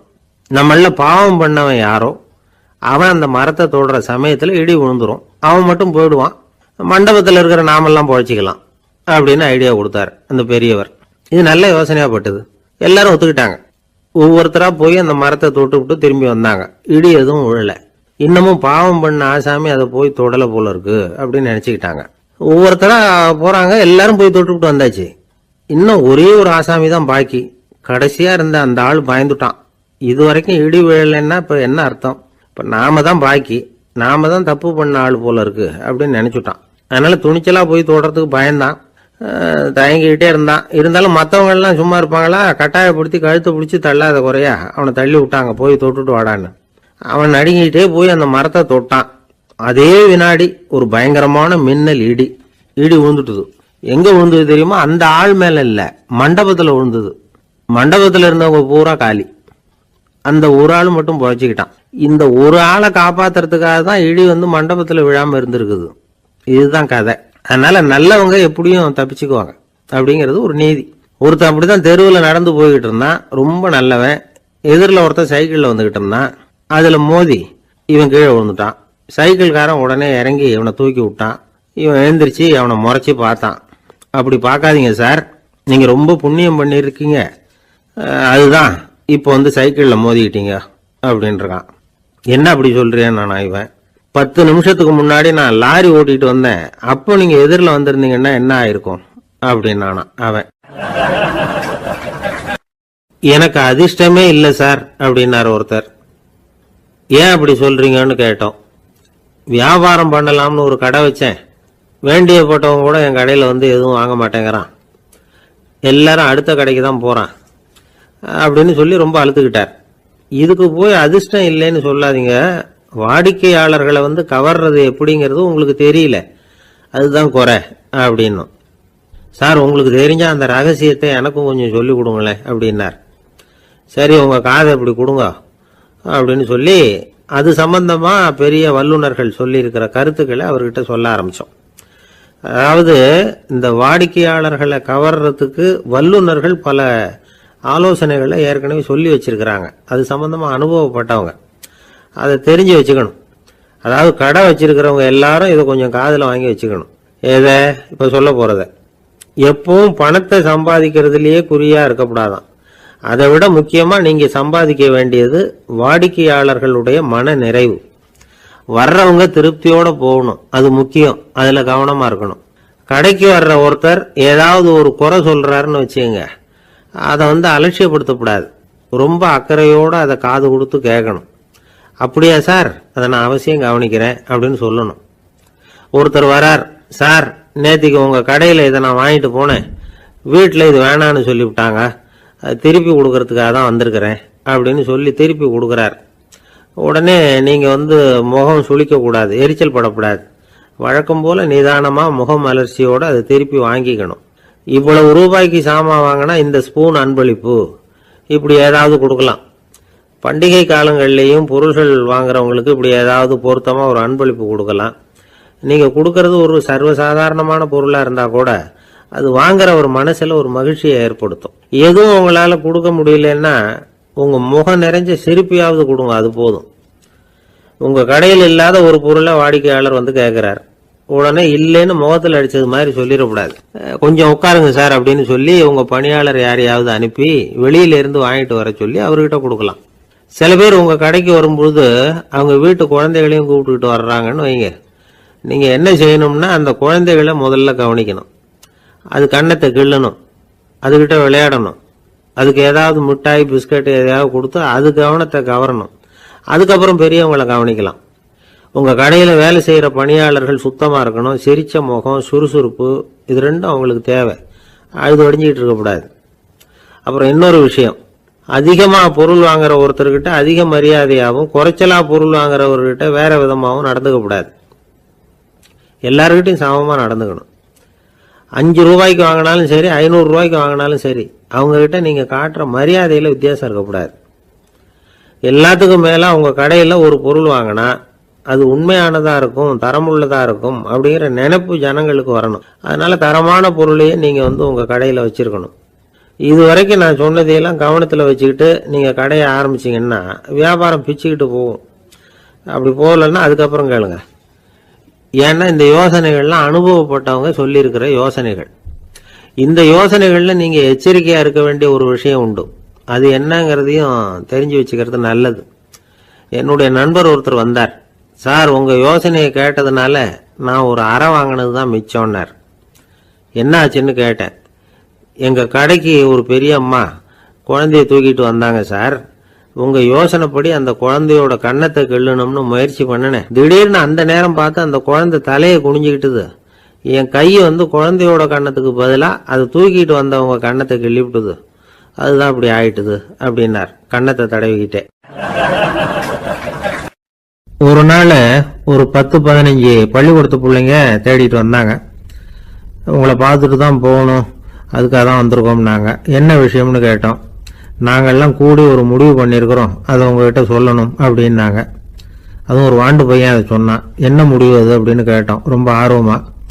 அதை இப்போ சொல்ல மாட்டோம், எங்களுக்கு பிடிக்கிற மாதிரி ஏதாவது ஒரு தகவல் சொன்னால் அதுக்கப்புறம் நாங்கள் அதை சொல்கிறோம் அப்படின்னு அந்த வாண்டு பையன்.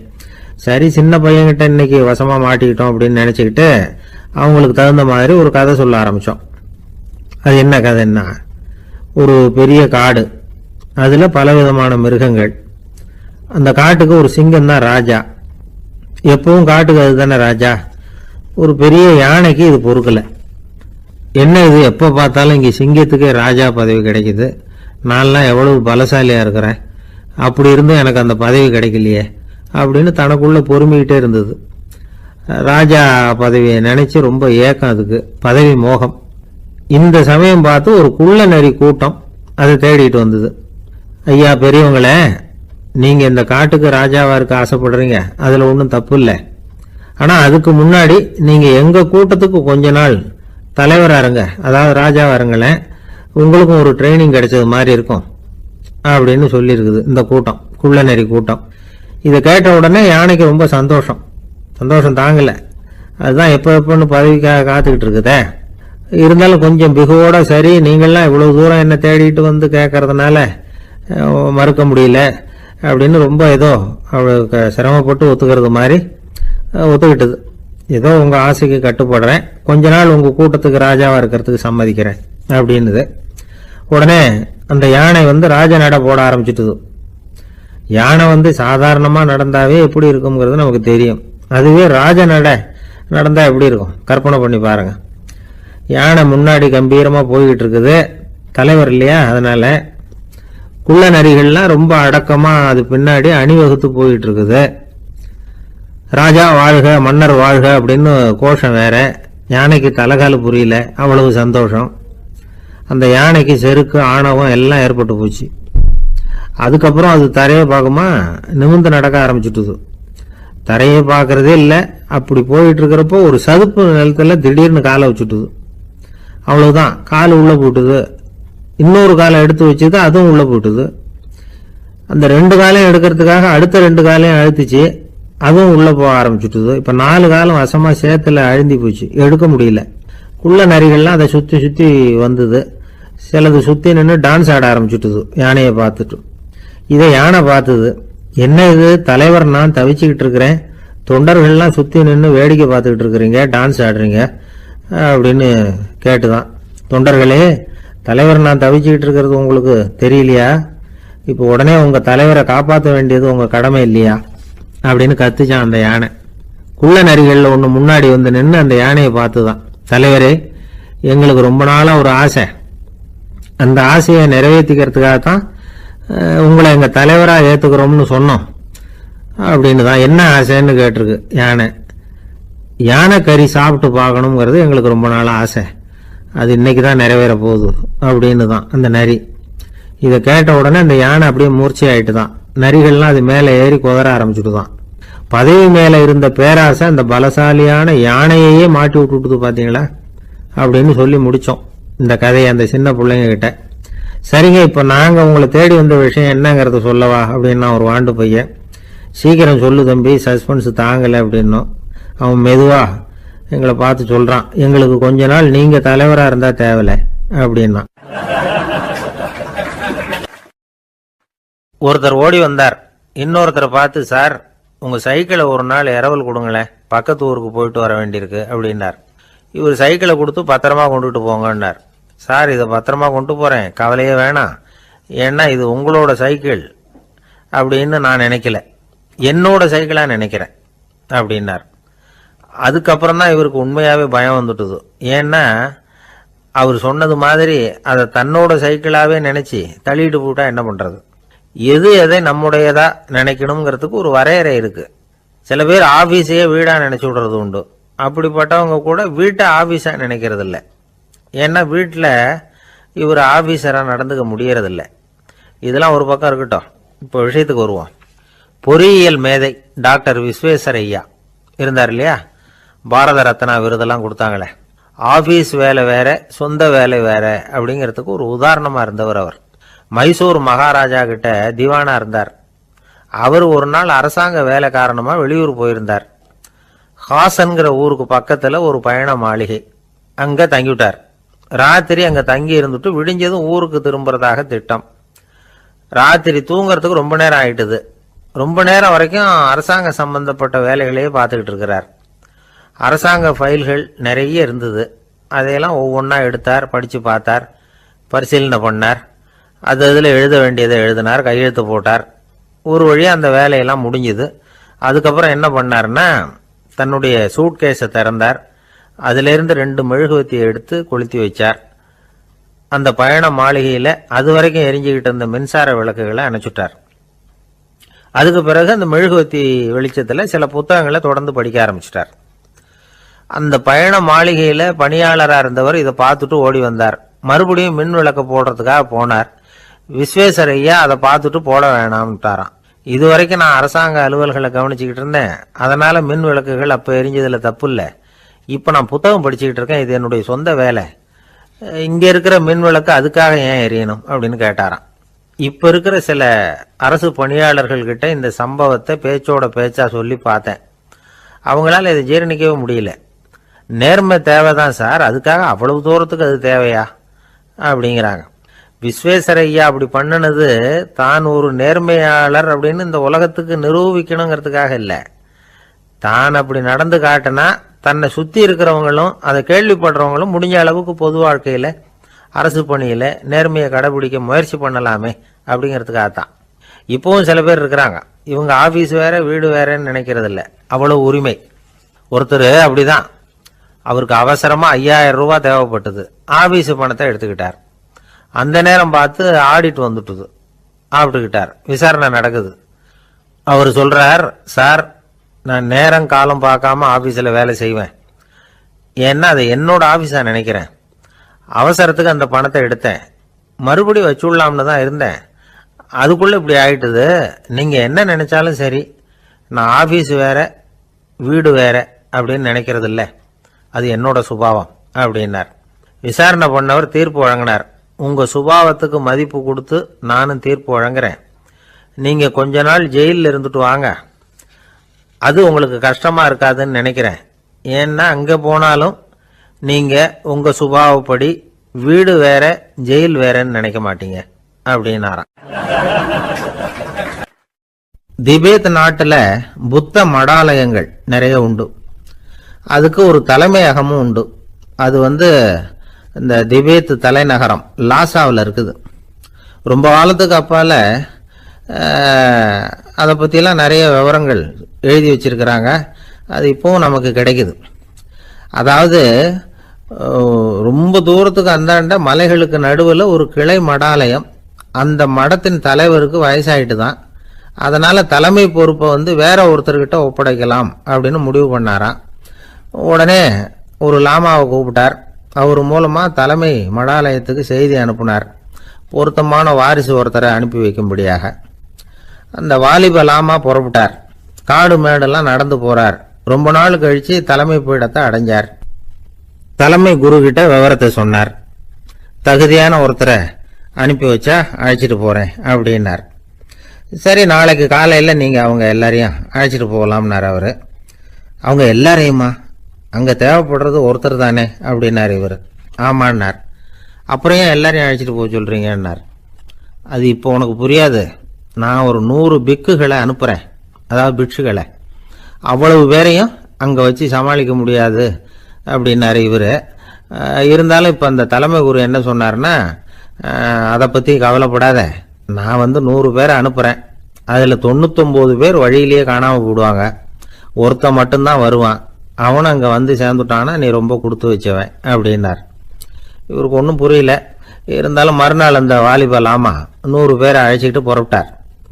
போகிற வழியிலேயே பல பேர் அங்கங்கே பிச்சுக்கிட்டு போயிட்டாங்க. அவர் சொன்னது மாதிரியே வழியில் அவங்க ஊர்கள் இருந்தது தான் காரணம்.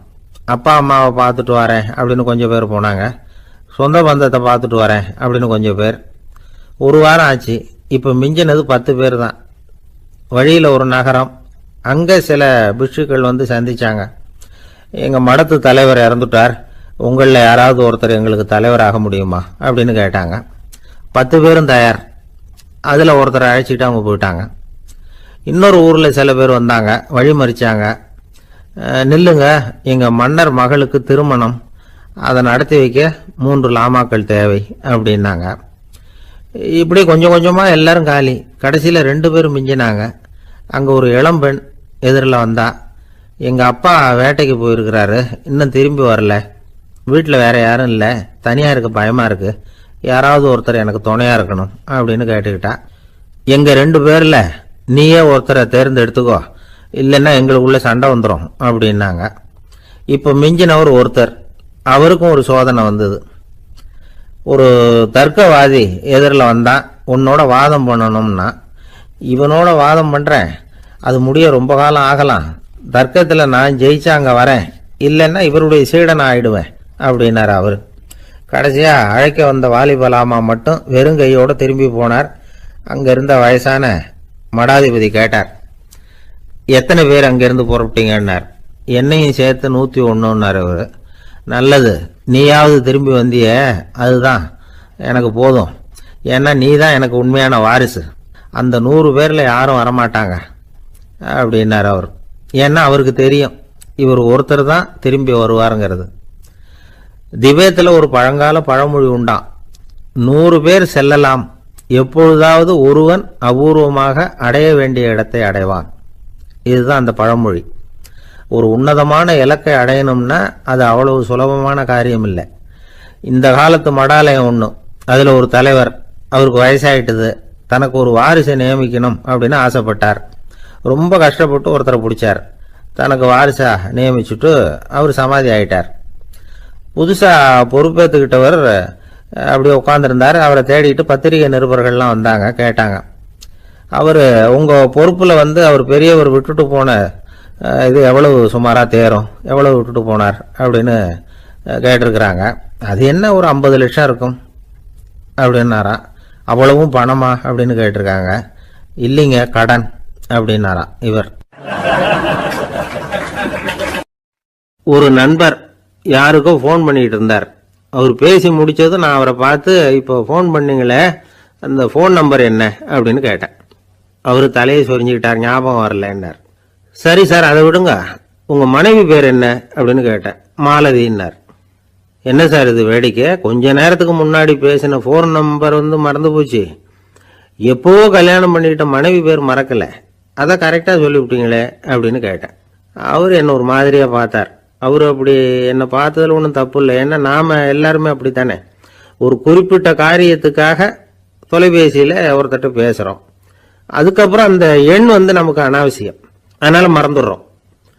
இதுக்கு பேர் தான் தற்காலிக ஞாபகம். ஆனால் மனைவி பேரை மறந்துட முடியுமா? முடியாது. அது அவசியமான ஒன்று. அடிக்கடி அந்த பேரை உபயோகப்படுத்துகிறோம், அதனாலேயும் அது முக்கியங்கிறதுனாலேயும் அதை மறக்கிறது இல்லை. இதுக்கு பேர் நிரந்தர ஞாபகம். சரி, இந்த தற்காலிக ஞாபகம், நிரந்தர ஞாபகம், இது 2 ஞாபக அளவுகளையும் கட்டுப்படுத்துறது எது அப்படின்னா மூளைக்குள்ள நடக்கிற மின்சார நடவடிக்கைகள் தான். தற்காலிக ஞாபகம் ஒரு மின்னல் மாதிரி தோன்றி மறையுது. நிரந்தர ஞாபகம் ஒரு படிவம் போல மூளையில படிஞ்சுடுது.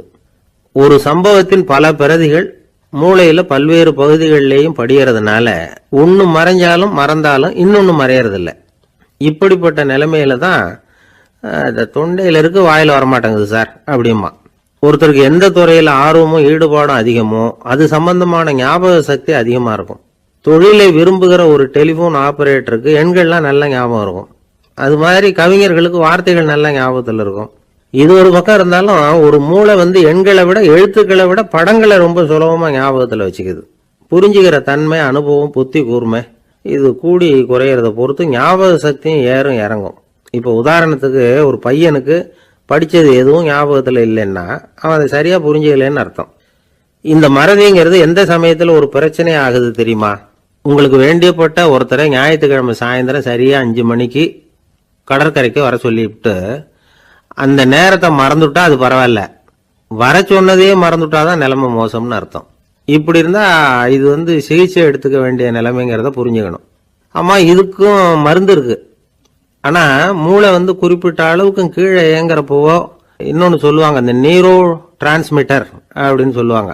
அப்படிங்கிற மூளை ரசாயனம் ரொம்பவும் குறைஞ்சி போறப்போ மட்டும்தான் உபயோகப்படும். டாக்டர் என்ன சொல்றாங்க தெரியுமா? மூளையை பொறுத்த வரைக்கும் அதுல ஞாபக சக்தி அதிகமா உள்ள மூளை, மறதி உள்ள மூளை அப்படின்னு ஒன்றும் கிடையாது அப்படிங்கிறாங்க. நினைவு வச்சுக்கிறதுக்கு பயிற்சி அளிக்கப்பட்ட மூளை, பயிற்சியற்ற மூளை அப்படின்னு வேணும்னா சொல்லலாம் அப்படின்னு சொல்றாங்க. அதனால நம்ம ஞாபக சக்திங்கிறது நம்ம கிட்ட இருக்கிற பயிற்சி, முயற்சி இதை பொறுத்து தான் அமையும். ஒருத்தர் ஒரு பென்சிலை எங்கேயோ வச்சுக்கிட்டு தேடிக்கிட்டு இருந்தார். அப்புறம் என்னமோ தீவிரமா யோசனை பண்ணி அதை ஞாபகப்படுத்தி பார்த்துக்கிட்டு இருந்தாராம். எதிரில் உட்கார்ந்து இருந்தவர் சொன்னார், பென்சிலை தானே தேடிட்டு இருக்கீங்க, அது உங்க வலது காதுல இருக்குது சார் அப்படின்னாராம் அவரு. இதுக்கு அவரு சொல்லியிருக்காரு, பென்சிலை வலது காதுல தான் வச்சிருக்கேங்கிறது எனக்கு நல்ல ஞாபகம் இருக்கு, ஆனா எது வலது காதுங்கிறது தான் மறந்து போச்சு அப்படின்னாராம். அவர் அதை தான் யோசிச்சுட்டு இருந்திருக்கிறார். ஒரு காடு, அங்கே புத்தர் அவர் பாட்டுக்கு நடந்து போய்கிட்டே இருக்கிறார். அவருக்கு பின்னாடி ஒரு குரங்கு, அதுவும் தொடர்ந்து வந்துக்கிட்டே இருக்குது. புத்தர் திரும்பி பார்த்தார். குரங்கு அப்படியே குதித்து உயர எழும்பி ஒரு கிளையில் போய் உக்காந்துது. ஏன் இப்படி பண்ணுறேன்னு கேட்டார் புத்தர். என்னை சாதாரணமாக நினைக்க வேணாம், நான் மகாமந்தி, என்னால் எல்லாம் முடியும், முடியாதுங்கிற வார்த்தையே என்னுடைய அகராதியில் கிடையாது, என்ன வேணும்னாலும் செய்வேன் அப்படின்னுது. அப்படின்னா ஒரு பந்தயம் வச்சுக்கலாமான்னார் இவர். ஓ வச்சுக்கலாமேன்னுது. வேற ஒன்றும் இல்லை, இப்போ நீ மேலே எழும்பி அந்த கிளையில் உட்காந்தது மாதிரி அங்கேருந்து தாவி என் உள்ளங்கையில் உட்காரணும், அவ்வளவுதான் அப்படின்னார். அப்படி உட்காந்துட்டா என்ன பரிசு அப்படின்னு கேட்டது அது. சொர்க்கத்தில் இருக்கிற மாமன்னன் மரகத சக்கரவர்த்தியை என்னோட இருக்கும்படியாக கூப்பிட்டுக்கிறேன். அந்த சமயத்தில் அவருடைய அரியணை அங்கே காலியாயிடும், நீ அதில் போய் உட்காந்துக்கலாம். பந்தயத்தில் தோத்துட்டா ஒரு கல்ப காலம் இந்த பூமியில் வாழ வேண்டியிருக்கும், அதுக்கு பிறகு தான் என்கிட்ட வர முடியும், என்ன சொல்கிற அப்படின்னார். குரங்குக்கு தாவறது ஒரு பெரிய காரியமா? இது எனக்கு ரொம்ப சாதாரண விஷயம், என்ன இப்போவே தாவட்டுமா அப்படின்னுது. சரின்னு சொல்லி உள்ளங்கையை நீட்டினார். அவருடைய கை தாமரை இலை அளவுக்கு அப்படியே விரிஞ்சுது. குரங்கு சௌரியமாக உட்கார்றதுக்காக. குரங்கு தாவறதுக்கு தயாராச்சு. அதுக்கு முன்னாடி ஒரு சின்ன யோசனை அதுக்கு. இந்த கிளையிலேருந்து அந்த கைக்கு தாவறது எனக்கு ரொம்ப அற்பமான ஒரு வேலை, இது ரொம்ப சாதாரணம், என்னுடைய கௌரவத்துக்கு இது சரியாக இருக்காது. அதனால் நான் என்ன பண்ண போகிறேன்னா, இங்கேருந்து கிளையிலேருந்து அப்படியே உயர எழும்ப போகிறேன். எழும்பி மேல் உலகம் போய் அங்கே ஒரு சுற்றிவிட்டு அதுக்கப்புறம் அங்கேருந்து நேராக இந்த கையில் உட்கார போகிறேன் அப்படின்னு நினச்சிது. என்ன யோசிக்கிற அப்படின்னார் புத்தர். ஒன்றும் இல்லை, இந்த பாயிரம் பார் அப்படின்னு சொல்லி தாவி உயர போயிட்டுது. கொஞ்ச நேரத்தில் வான உலகத்துக்கே போய் சேர்ந்துட்டுது. அங்கே போய் பார்த்தா அங்கே ஒரு 5 பளிங்கு தூண்கள் இளம் சிவப்பு நிறத்தில் நின்றுக்கிட்டு இருக்குது. குரங்கு நினச்சிக்கிட்டது, புத்தர்கிட்ட போய் இந்த பளிங்கு தூண்களை பார்த்தோம்னு சொன்னால் அப்படியே திகைச்சு போயிடுவார், இந்த தூணில் ஏதாவது அடையாளம் செஞ்சுட்டு போகணும் அப்படின்னு அந்த இடத்துல மிதந்துக்கிட்டே நினச்சிது. உடனே ஒரு தூணில் எழுதிச்சு. என்ன எழுதிச்சுன்னா, ஒரு மகா ஞானி இங்கே வந்துட்டு போகிறார் அப்படின்னு எழுதிச்சு. எழுதிவிட்டு அப்படியே கீழே தாவி புத்தரோட உள்ளங்கையில் உட்காந்துது. எப்படி பார்த்தீங்களா என்னுடைய வேலை? வான உலகத்துக்கே போய் அங்கே இருக்கிற 5 பளிங்கு தூண்களை பார்த்துட்டு அதில் நான் வந்த விவரத்தை எழுதி வச்சுட்டு அதுக்கப்புறம் இங்கே வந்திருக்கிறேன் அப்படின்னுது ரொம்ப பெருமையாக. அப்படியா அப்படின்னார் புத்தர்.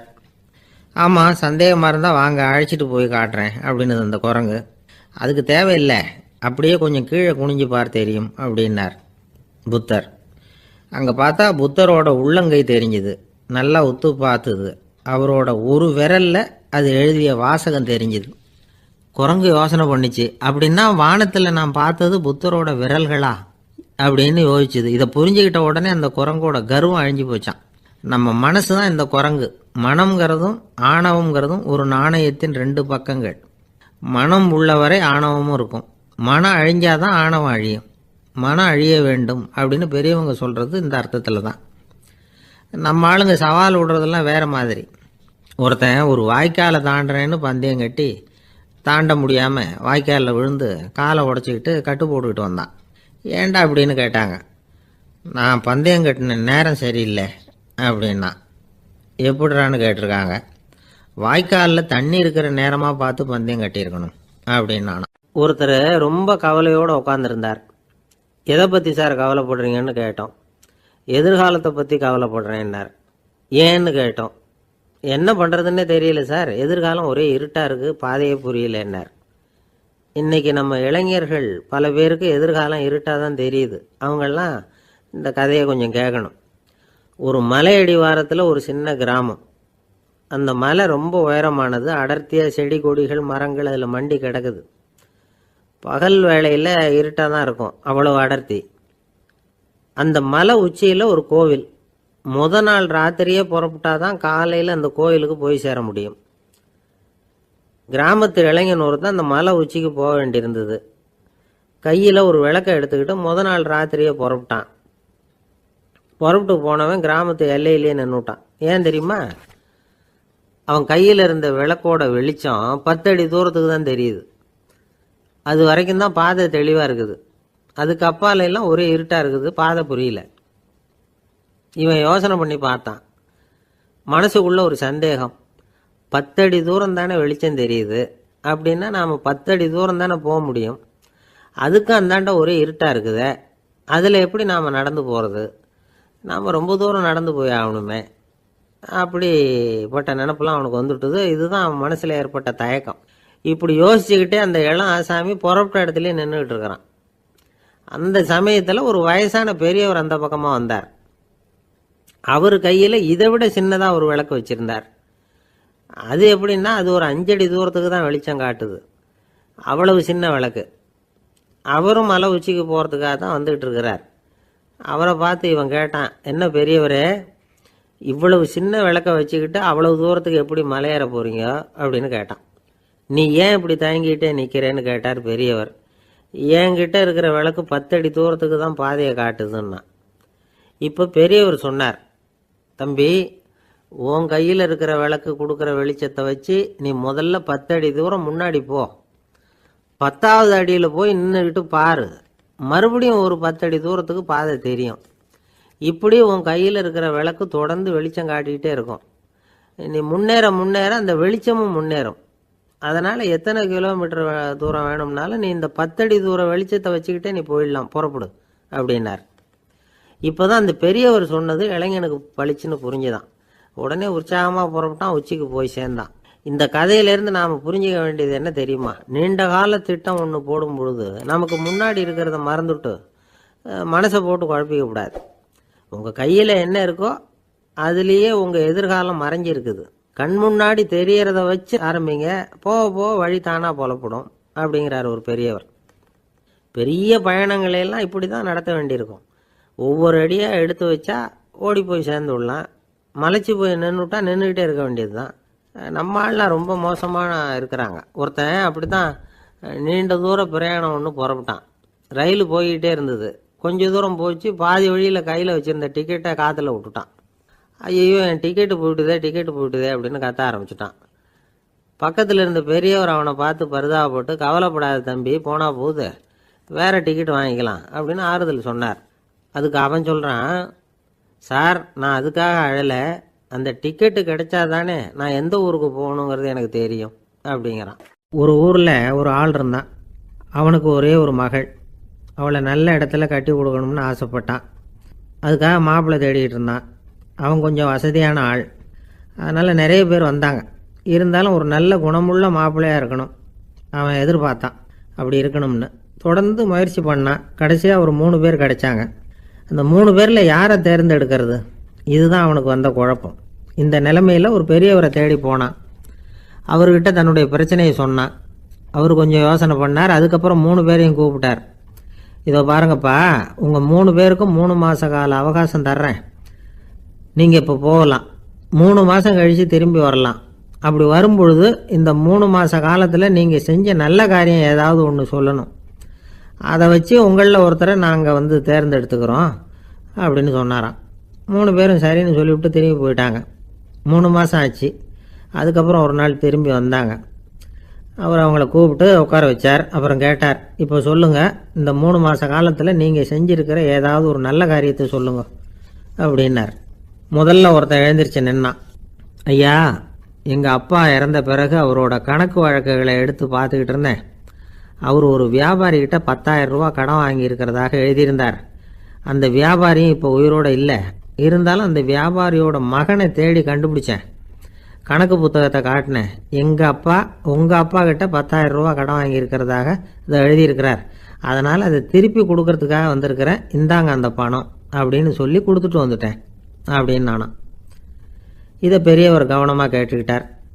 அதுக்கப்புறம் 2வது இளைஞன் எழுந்திரிச்சான். ஐயா, நான் போன மாதம் ஒரு நாள் ராத்திரி வேளையில் ஒரு காட்டுப்பாதை வழியாக எங்கள் ஊருக்கு போய்கிட்டு இருந்தேன். அந்த சமயத்தில் அந்த வழியாக வந்துக்கிட்டு இருந்த ஒரு வழிப்போக்கர்கிட்ட 4-5 திருடர்கள் வம்பு வளர்த்து அவர்கிட்ட இருந்த பொருளை எல்லாம் கொள்ளையடிச்சிக்கிட்டு இருந்தாங்க. நான் உடனே ஒரு குச்சியை எடுத்துகிட்டு ஓடினேன். அந்த திருடர்களை அடித்து விரட்டினேன். பொருளை எல்லாம் மீட்டு அந்த வழிப்போக்கர்கிட்ட ஒப்படைச்சேன். அவரை பத்திரமா அழைச்சிக்கிட்டு போய் அவர் வீட்டில் விட்டுட்டு வந்தேன் அப்படின்னு நானும். இதையும் பெரியவர் கவனமாக கேட்டுக்கிட்டார். அடுத்தபடியாக 3வது இளைஞன் எழுந்திரிச்சான். ஐயா, போன மாதம் ஒரு நாள் நான் ஒரு மலைப்பாதை வழியாக போய்கிட்டு இருந்தேன். மலைப்பாதை விளிம்பில் ஒரு மதகு கட்டை, அது மேலே ஒரு ஆள் படுத்து தூங்கிட்டு இருந்தான். அந்த பக்கம் தவறி உருண்டு விழுந்திருந்தான்னா அதில் பாதாளம். அது மலையடி வாரத்தில் போய் தான் விழணும். அவ்வளவு பள்ளம். அது தெரியாமல் அவன் பாட்டுக்கு தூங்கிட்டு இருந்தான். நான் உடனே அவன்கிட்ட ஓடி போய் குனிஞ்சு அவன் முகத்தை பார்த்தேன்.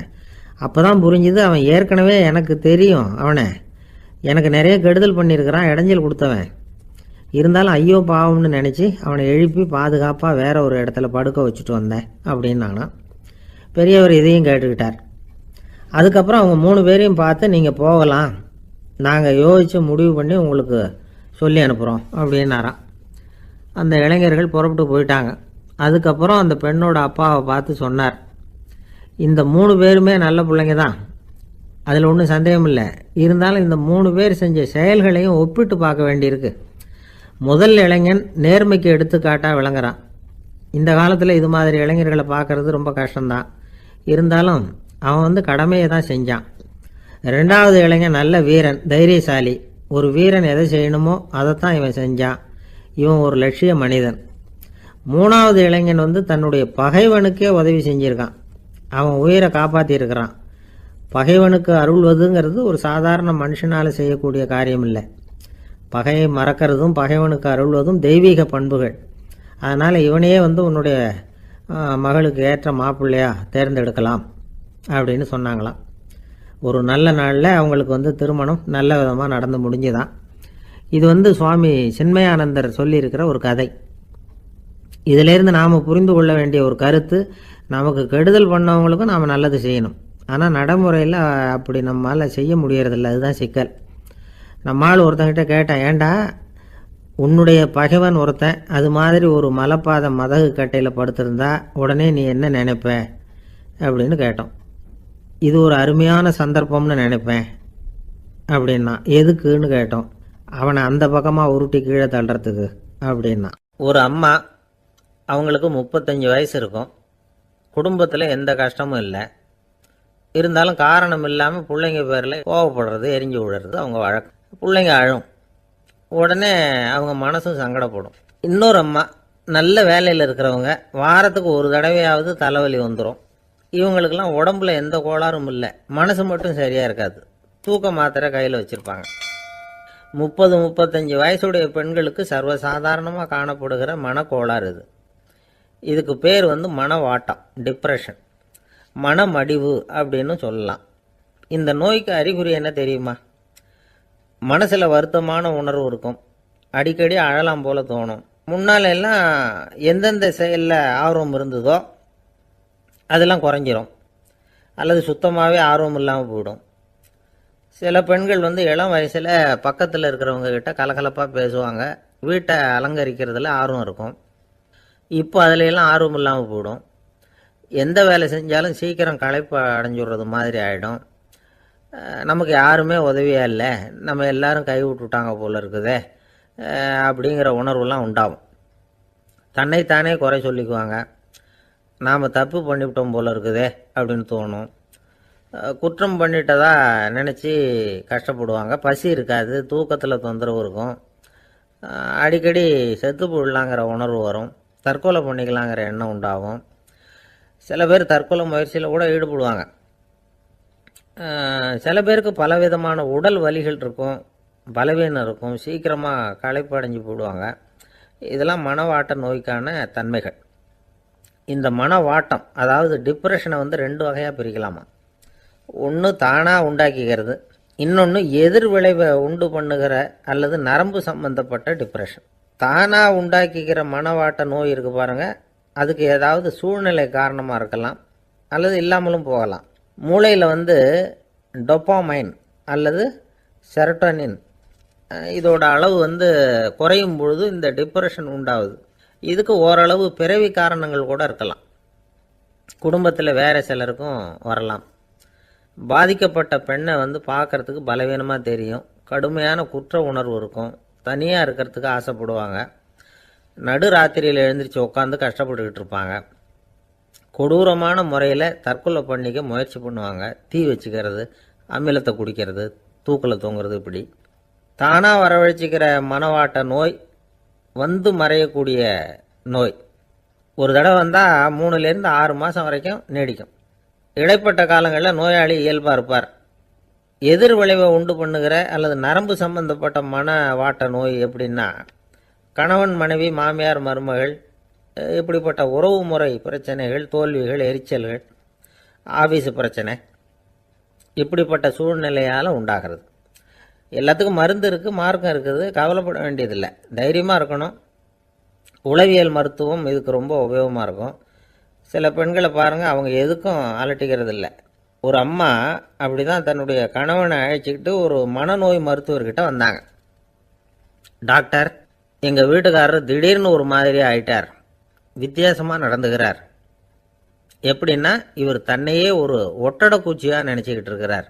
அப்படி நினச்சிக்கிட்டு தன்னுடைய தலையாலேயே வீட்டில் உள்ள ஒட்டடையெல்லாம் தொடச்சிக்கிட்டு இருக்கிறார் அப்படின்னாங்க. எவ்வளவு நாளாக அப்படி இருக்குதுன்னு கேட்டார் டாக்டர். 1 வாரமாக அப்படி இருக்குது அப்படின்னாங்க அந்த அம்மா. அப்படின்னா முன்னாடியே ஏன் அழைச்சிட்டு வரல அப்படின்னு கேட்டார் டாக்டர். வீடு பூரா சுத்தமாகட்டுமேனு பார்த்துக்கிட்டு இருந்தேன் டாக்டர் அப்படின்னாங்களாம் அந்த அம்மா. ஒரே ஒரு ஊரில் ஒரு பாதிரியார் இருந்தார். ரொம்ப நாள் சந்தோஷமாக வாழ்ந்தார். ஒரு நாள் அவர் மடத்து சமையல் அறையில் பாத்திரங்களை கழுவி துலக்கி சுத்தப்படுத்திக்கிட்டு இருந்தார். அந்த சமயத்தில் ஒரு தேவதூதன் அவர் முன்னாடி வந்து நின்னான். இவர் நிமிர்ந்து பார்த்தார். ஆண்டவர் என்னை வந்து உங்ககிட்ட அனுப்பியிருக்கிறார், பரலோகத்தில் வாசம் செய்யறதுக்கு உங்களுக்கு நேரம் வந்துட்டுது அப்படின்னு அந்த ஆள். ஆண்டவருக்கு என்னோட ஞாபகம் வந்ததுக்கு நன்றி. ஆனாலும் இப்போ இங்கே நீயே பாரு, எவ்வளவு பாண்டங்கள் பாக்கி இருக்கு, இவ்வளவையும் நான் வந்து சுத்தப்படுத்த வேண்டியிருக்கு. நான் வந்து நன்றி கெட்டவனாக இருக்க விரும்பலை. இந்த பணியை முடிக்கிற வரைக்கும் என்னுடைய பரலோக வாழ்வை தள்ளி வைக்க முடியுமா? நீ என்ன நினைக்கிற அப்படின்னு கேட்டார். தேவதூதன் தனக்கே உரிய விவேகத்தோட அன்போட பாதிரியாரை பார்த்தான். சரி, என்ன செய்யலாம்ங்கிறத அப்புறம் சொல்கிறேன் அப்படின்னு சொல்லிவிட்டு புறப்பட்டு போயிட்டான். ஒரு நாள் அந்த பாதிரியார் தோட்டத்தில் உள்ள களைகளை எல்லாம் ஒரு களை கொத்தியால் கொத்தி களை எடுத்துக்கிட்டு இருக்கிறார். அந்த சமயத்தில் இந்த தேவதூதன் மறுபடியும் அவர் முன்னாடி வந்து நிற்கிறான். பாதிரியார் பார்த்தார். இதை பாரு, இந்த தோட்டம் பூராவும் எவ்வளவு களை மண்டி கிடக்கு, பரலோகம் கொஞ்ச காலம் எனக்காக பொறுத்திருக்கலாம்னு நீ நினைக்கிறியா அப்படின்னு கேட்டார். தேவதூதன் சிரிச்சுக்கிட்டே மறுபடியும் மறைஞ்சிட்டான். மறுபடியும் அவர் களை எடுக்கிறது, தானிய களஞ்சியத்துக்கு வர்ணம் பூசுறது, இப்படிப்பட்ட வேலைகளில் ஈடுபட்டிருக்கார். இன்னொரு நாள் ஒரு மருத்துவமனையில் நோயாளிகளை கவனிச்சுக்கிட்டு ரொம்ப தீவிரமாக இருக்கிறார் அந்த பாதிரியார்.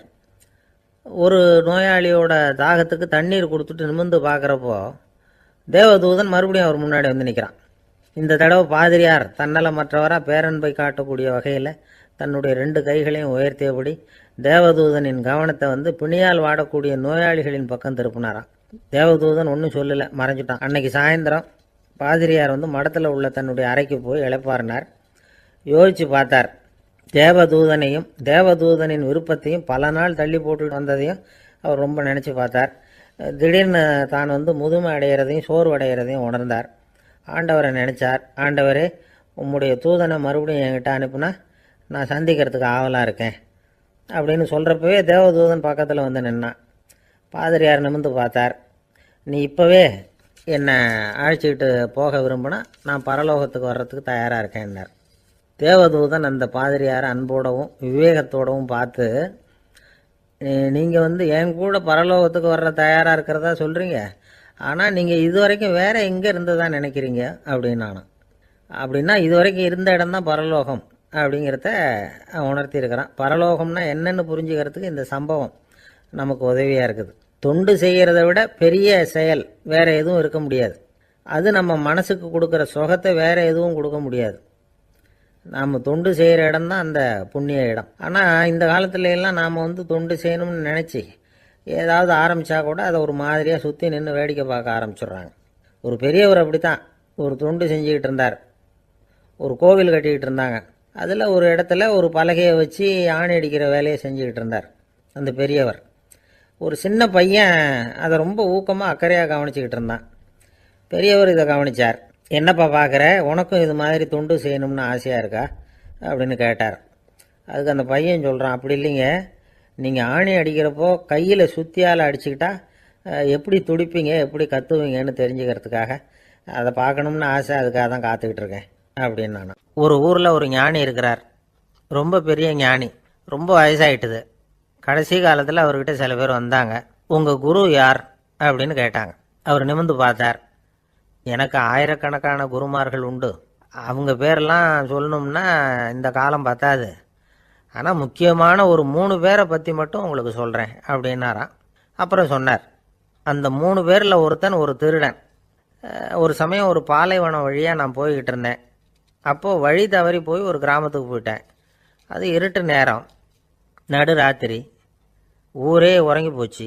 அந்த நேரத்தில் ஒரு ஆள் மட்டும் ஒரு வீட்டு சுவத்தில் ஏதோ பண்ணி உள்ளே நுழையிறதுக்கு முயற்சி பண்ணிகிட்ருக்கிறான்.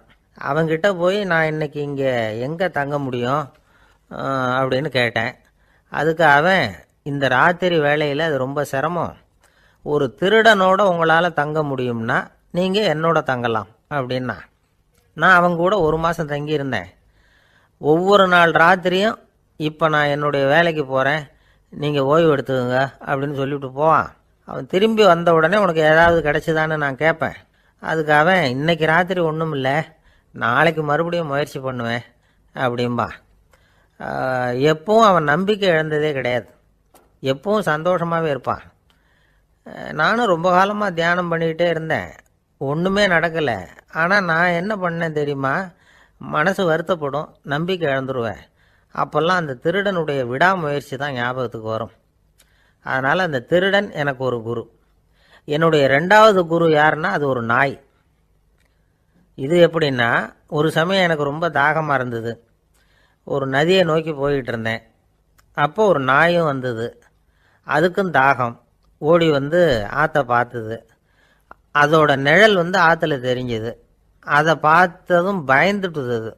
அதாவது அது தன்னுடைய சொந்த உருவத்தையே கண்டு பயந்தது. அதை பார்த்து குறைக்குது, திரும்பி ஓடிச்சு. ஆனால் அதுக்கு தாகம் அதிகமாக இருந்ததுனால அது மறுபடியும் திரும்பி வந்தது. பார்த்தா மறுபடியும் தண்ணியில் நாயோட உருவம் தெரியுது. இப்படி சில தடவை பண்ணிச்சு. இருந்தாலும் கடைசியில் தண்ணியில் குதிச்சுட்டுது துணிஞ்சி.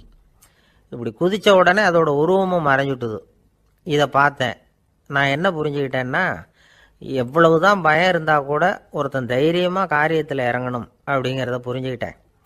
இந்த போதனை அந்த நாய்கிட்ட இருந்து எனக்கு கிடைச்சிது. இது ஒன்று. அடுத்தது என்னுடைய 3வது குரு யாருன்னா அது ஒரு சின்ன குழந்தை. நான் ஒரு சமயம் ஒரு நகரத்துக்கு போனேன். அங்கே ஒரு குழந்தை எரிகிற மெழுகுவத்தி ஒன்று எடுத்துக்கிட்டு வந்தது. நான் அந்த குழந்தைய பார்த்து வேடிக்கையாக கேட்டேன், ஏன் பாப்பா, இந்த மெழுகுவத்தியை நீயாவே கொளுத்துனியா அப்படின்னு கேட்டேன். ஆமான்னுது அந்த குழந்தை. சரி, இந்த மெழுகுவத்தி முன்னாடி எரியாமல் இருந்தது, இப்போ எரியுது. இந்த மெழுகுவத்திக்கு வெளிச்சம் எங்கேருந்து வந்தது, அதை எனக்கு காட்ட முடியுமா அப்படின்னு கேட்டேன் அந்த குழந்தைகிட்ட. இதுக்கு அந்த குழந்தை சிரிச்சுக்கிட்டு அந்த மெழுகுவத்தியை ஊதி அணைச்சுட்டுது. அதுக்கப்புறம் என்னை பார்த்து கேட்டுது, இப்போ இந்த மெழுகுவர்த்தியின் வெளிச்சம் போனதை பார்த்தீங்க இல்லையா, அது எங்கே போச்சுன்னு எனக்கு சொல்லுங்க அப்படின்னுது. அந்த குழந்தை இப்படி கேட்டதும் என்கிட்ட இருந்த ஆணவம் அழிஞ்சுட்டுது. நான் படித்ததெல்லாம் அந்த வினாடியில் சுக்கு நூறாக போயிட்டுது. என்னுடைய முட்டாள்தனத்தை நான் உணர்ந்தேன் அப்படின்னு இவ்வளவும் அந்த ஞானி விவரமாக சொன்னாராம். அதனால் நாம் இன்னார்கிட்டே இருந்து தான் இதை கற்றுக்கணுங்கிறது இல்லை, யாருக்கிட்டே இருந்தும் எதையும் கற்றுக்கலாம். நம்மால் ஒருத்தன் ஒரு நாய் வளர்த்துக்கிட்டு இருந்தான். அந்த நாய்க்கு வால் கிடையாது.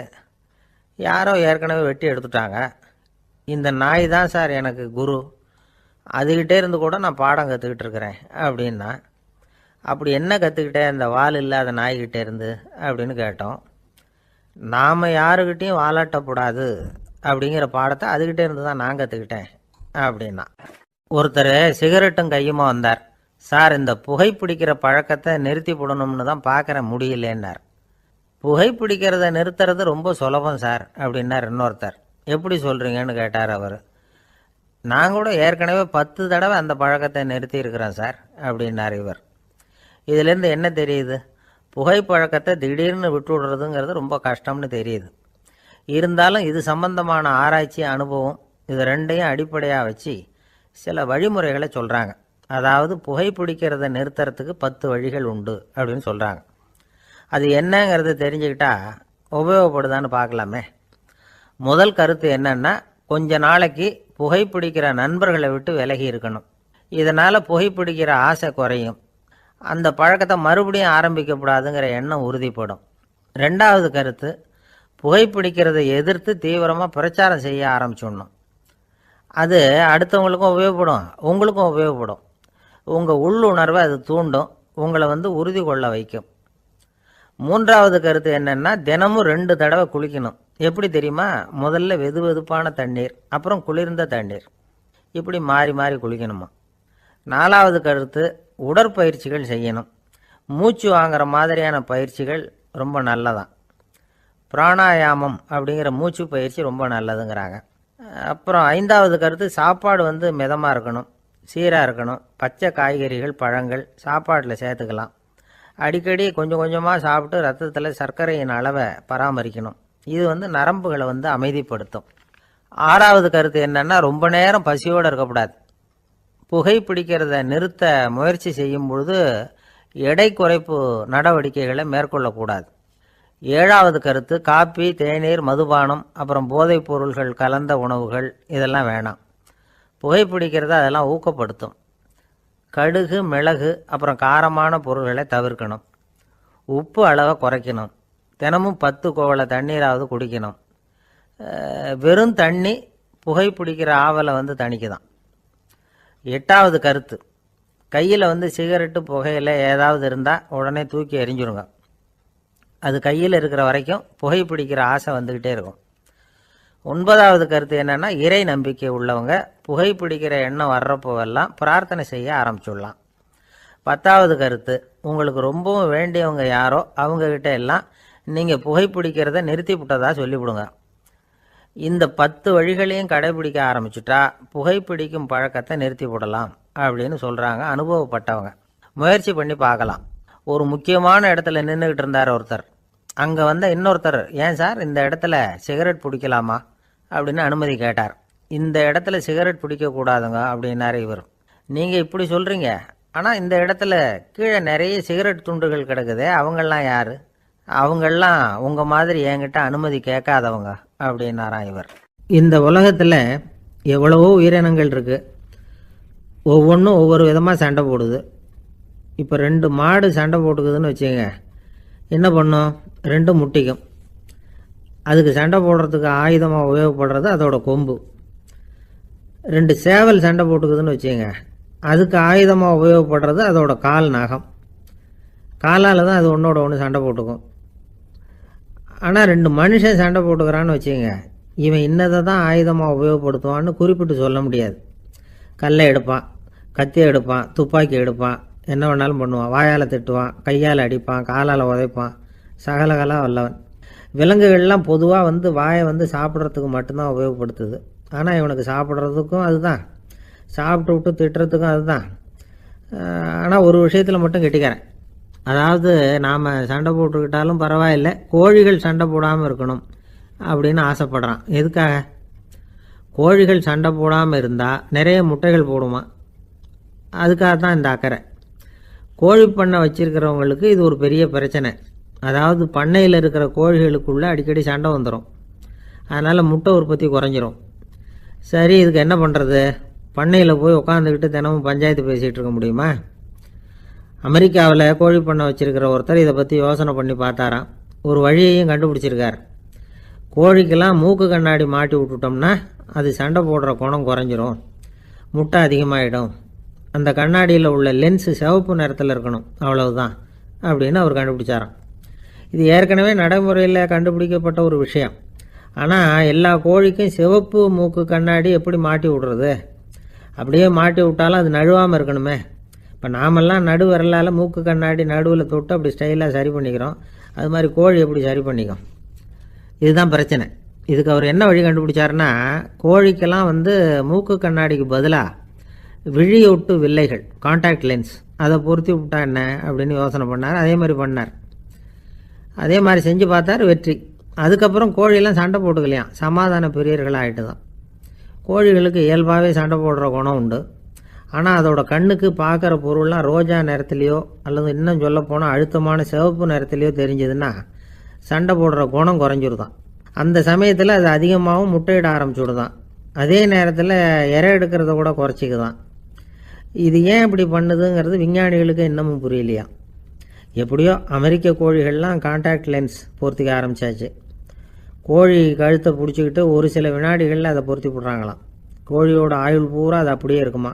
பண்ணையில் முட்டை உற்பத்தி குறைஞ்சா இது மாதிரி விஞ்ஞானபூர்வமாக பரிகாரம் தேடுறது தான் நல்லது.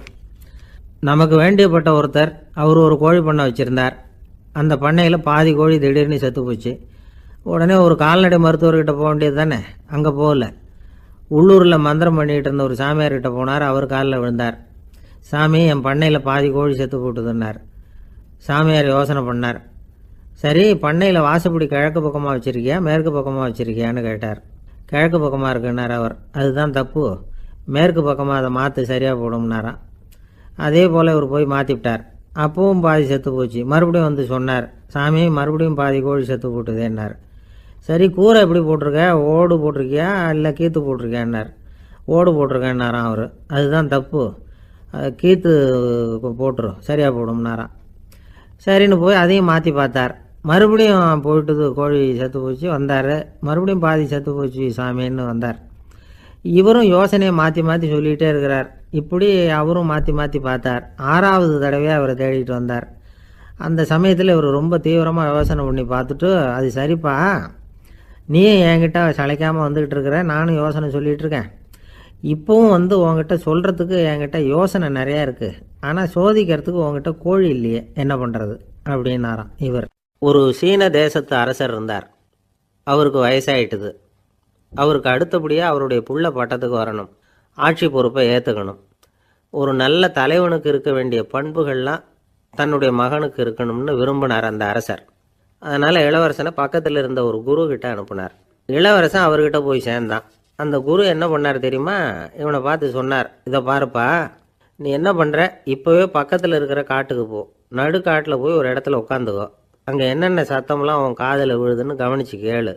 உன் காதில் விழுந்த ஓசைகள் என்னென்னங்கிறத என்கிட்ட சொல்லு, அதுதான் எனக்கு தெரியணும், உனக்கு வேலையும் அதுதான் அப்படின்னு சொல்லி அனுப்பி வச்சுட்டார். இளவரசன் காட்டுக்கு போனான். குரு சொன்னபடியே ஒரு இடத்துல உட்காந்து கவனித்து கேட்டான். அதுக்கப்புறம் குருக்கிட்ட திரும்பி வந்தான். என்னென்ன சத்தம்லாம் கேட்ட அப்படின்னு கேட்டார் குரு. குருவே, காட்டில் நான் பறவைகள் சத்தம்லாம் கேட்டேன், மிருகங்களின் ஓசையையும் கேட்டேன், இதை தவிர இடி மின்னல் மழை இதுகளோட சத்தத்தையும் கேட்டேன் அப்படின்னா. குரு யோசனை பண்ணார், நீ இன்னமும் சரியாக கேட்கல, அதனால் மறுபடியும் காட்டுக்கு போ, கொஞ்ச நாள் தங்கியிருந்து கேட்டுட்டு வா அப்படின்னார். இளவரசனுக்கு ஒன்றும் புரியல. இருந்தாலும் குருவின் கட்டளை ஆச்சே, மறுக்க முடியுமா? உடனே அவன் மறுபடியும் காட்டுக்கு போனான். ஒரு இடத்துல உட்காந்தான். கொஞ்ச நேரம் உன்னிப்பாக கவனித்து கேட்டான்.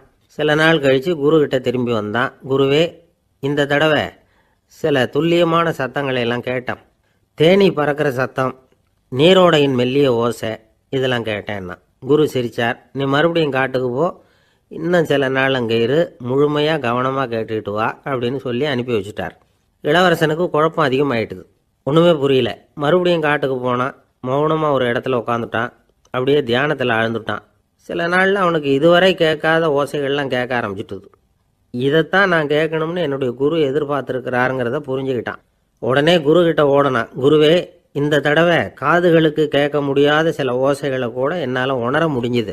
பூ மலருகிற ஓசை, சூரியனால் பூமி சூடாகிறப்போ எழுகிற ஓசை, காலை பனித்துளி இந்த புல்லுலாம் குடிக்கிற ஓசை, இது எல்லாம் என்னால் நல்லா கேட்க முடிஞ்சுது அப்படின்னா. குருவுக்கு இப்போ தான் திருப்தி ஏற்பட்டு தான் இளவரசனை பார்த்து சொன்னார், இதை பாருப்பா, இப்போ தான் நாட்டை ஆளுகிற தகுதி உனக்கு வந்திருக்குது அப்படின்னு சொல்லி அதுக்கு விளக்கமும் கொடுத்தாராம். எந்த அரசன் தன்னுடைய மக்களின் இதயம் பேசுகிற மௌன மொழியை, மௌன வார்த்தைகளை கேட்குறானோ அவன்தான் ஆள தகுதி உள்ளவன்.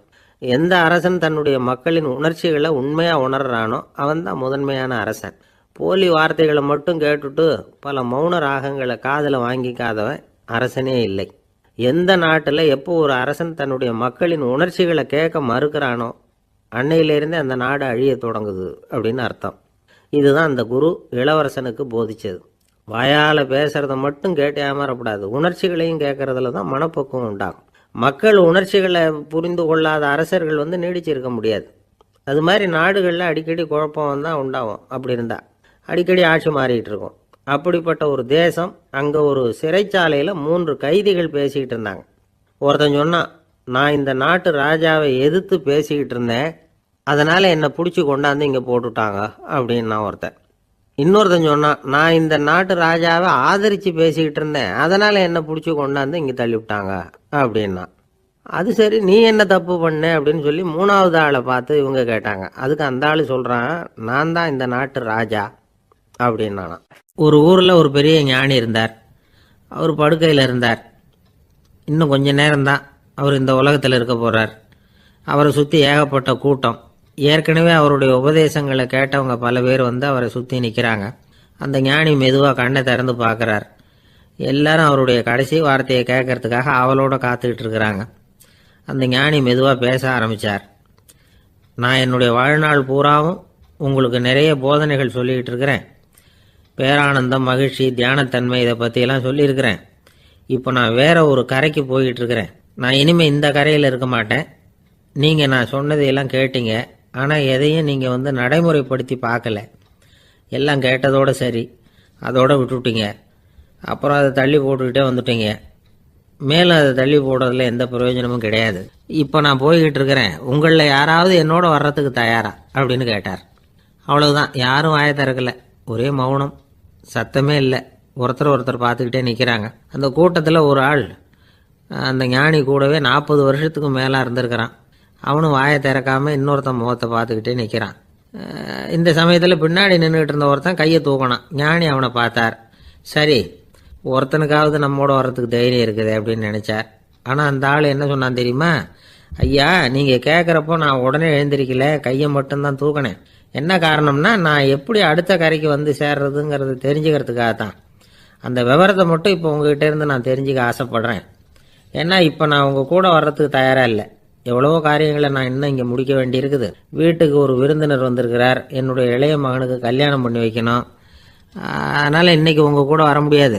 அது மட்டும் இல்லை, இப்போ உங்கள் கூட அடுத்த கரைக்கு வந்தால் திரும்பி வர முடியாதுன்னு வேறு சொல்கிறீங்க. அதனால் இப்போ நான் வரல. இன்னொரு நாள் நிச்சயமாக நான் வர்றேங்க, உங்களை சந்திக்கிறேன். அதனால் இப்போ நீங்கள் இன்னொரு தடவை எங்களுக்கு விளக்கமாக சொல்லணும். ஏற்கனவே பல தடவை சொல்லியிருக்கிறீங்க. தயவு பண்ணி இப்போ ஒரு தடவை சொன்னீங்கன்னா சௌகரியமாக இருக்கும். அந்த அடுத்த கரையை அடையிறது எப்படி, இப்போ ஒரு தடவை அதை விளக்கமாக சொல்லிட்டீங்கன்னா நல்லா ஞாபகப்படுத்திக்குவேன். அது சரியான சமயம் வர்றப்போ இது எனக்கு உதவியாக இருக்கும் அப்படின்னு நானும். ஆனால் உண்மை என்ன தெரியுமா? அந்த சரியான சமயம் வரவே இல்லை அப்படிங்கிறது தான் உண்மை. இப்படி அந்த கதை முடியும். இந்த கதை அந்த ஒரு ஆளுக்கு மட்டும் இல்லை, கிட்டத்தட்ட எல்லாருக்குமே அது பொருந்தும் அப்படிங்கிறாங்க விவரம் தெரிஞ்சவங்க. எல்லாருமே அந்த சரியான தருணத்துக்காக தான் காத்துக்கிட்டு இருக்கிறாங்களாம். அதுக்காக ஜோசியம் பார்க்குறாங்க, கைரேகை பார்க்குறாங்க, நாளைக்கு என்ன நடக்குங்கிற ஆவலில் எல்லாரும் காத்துக்கிட்டு இருக்கிறாங்க. ஆனால் அந்த ஒரு நாள் ஒருபோதும் வரப்போகிறதில்ல. நீங்கள் தள்ளி போடுறதுக்காக பல அர்த்தமில்லாத காரணங்களை தேடுறீங்க அப்படிங்கிறார் ஒரு ஞானி. காத்திருக்கிறதுலேயே நம்ம காலம் ஓடி போயிடுது. ஏன்னா இன்னைக்கு நாம் சிந்திக்கிறது நாளைக்கு நாம் சிந்திக்கிறது இல்லை. ஒவ்வொரு நாளும் ஒவ்வொரு மாதிரி போயிடுது. நாளைக்கு மறுநாளை பற்றியே சிந்திக்கிறோம். இப்படியே அது பாட்டுக்கு போயிடும். கரையை தொட்டு பார்க்குறது எப்போ? இதுதான் கேள்வி. நமக்கு வேண்டியப்பட்ட ஒருத்தர் ஒரு ரயில்வே பிளாட்ஃபாரத்தில் நின்றுட்டு இருக்கிறார். அங்கே இருக்கிறவங்க கிட்ட கேட்குறாராம், விசாரிக்கிறார். ஏங்க கிழக்க போகிற ரயில் போயிட்டுதுங்களான்னாராம். போயிட்டுதுன்னு இருக்கிறாங்க. கொஞ்ச நேரம் கழித்து ஏங்க மேற்க போகிற ரயில் போயிட்டுதுங்களான்னு கேட்டிருக்காரு. போயிட்டுதுங்களான் இருக்காங்க. அப்புறம் கொஞ்ச நேரம் கழித்து மறுபடியும் ஏங்க 10:30 மணி வண்டி போயிட்டுதான்னு கேட்டிருக்காரு.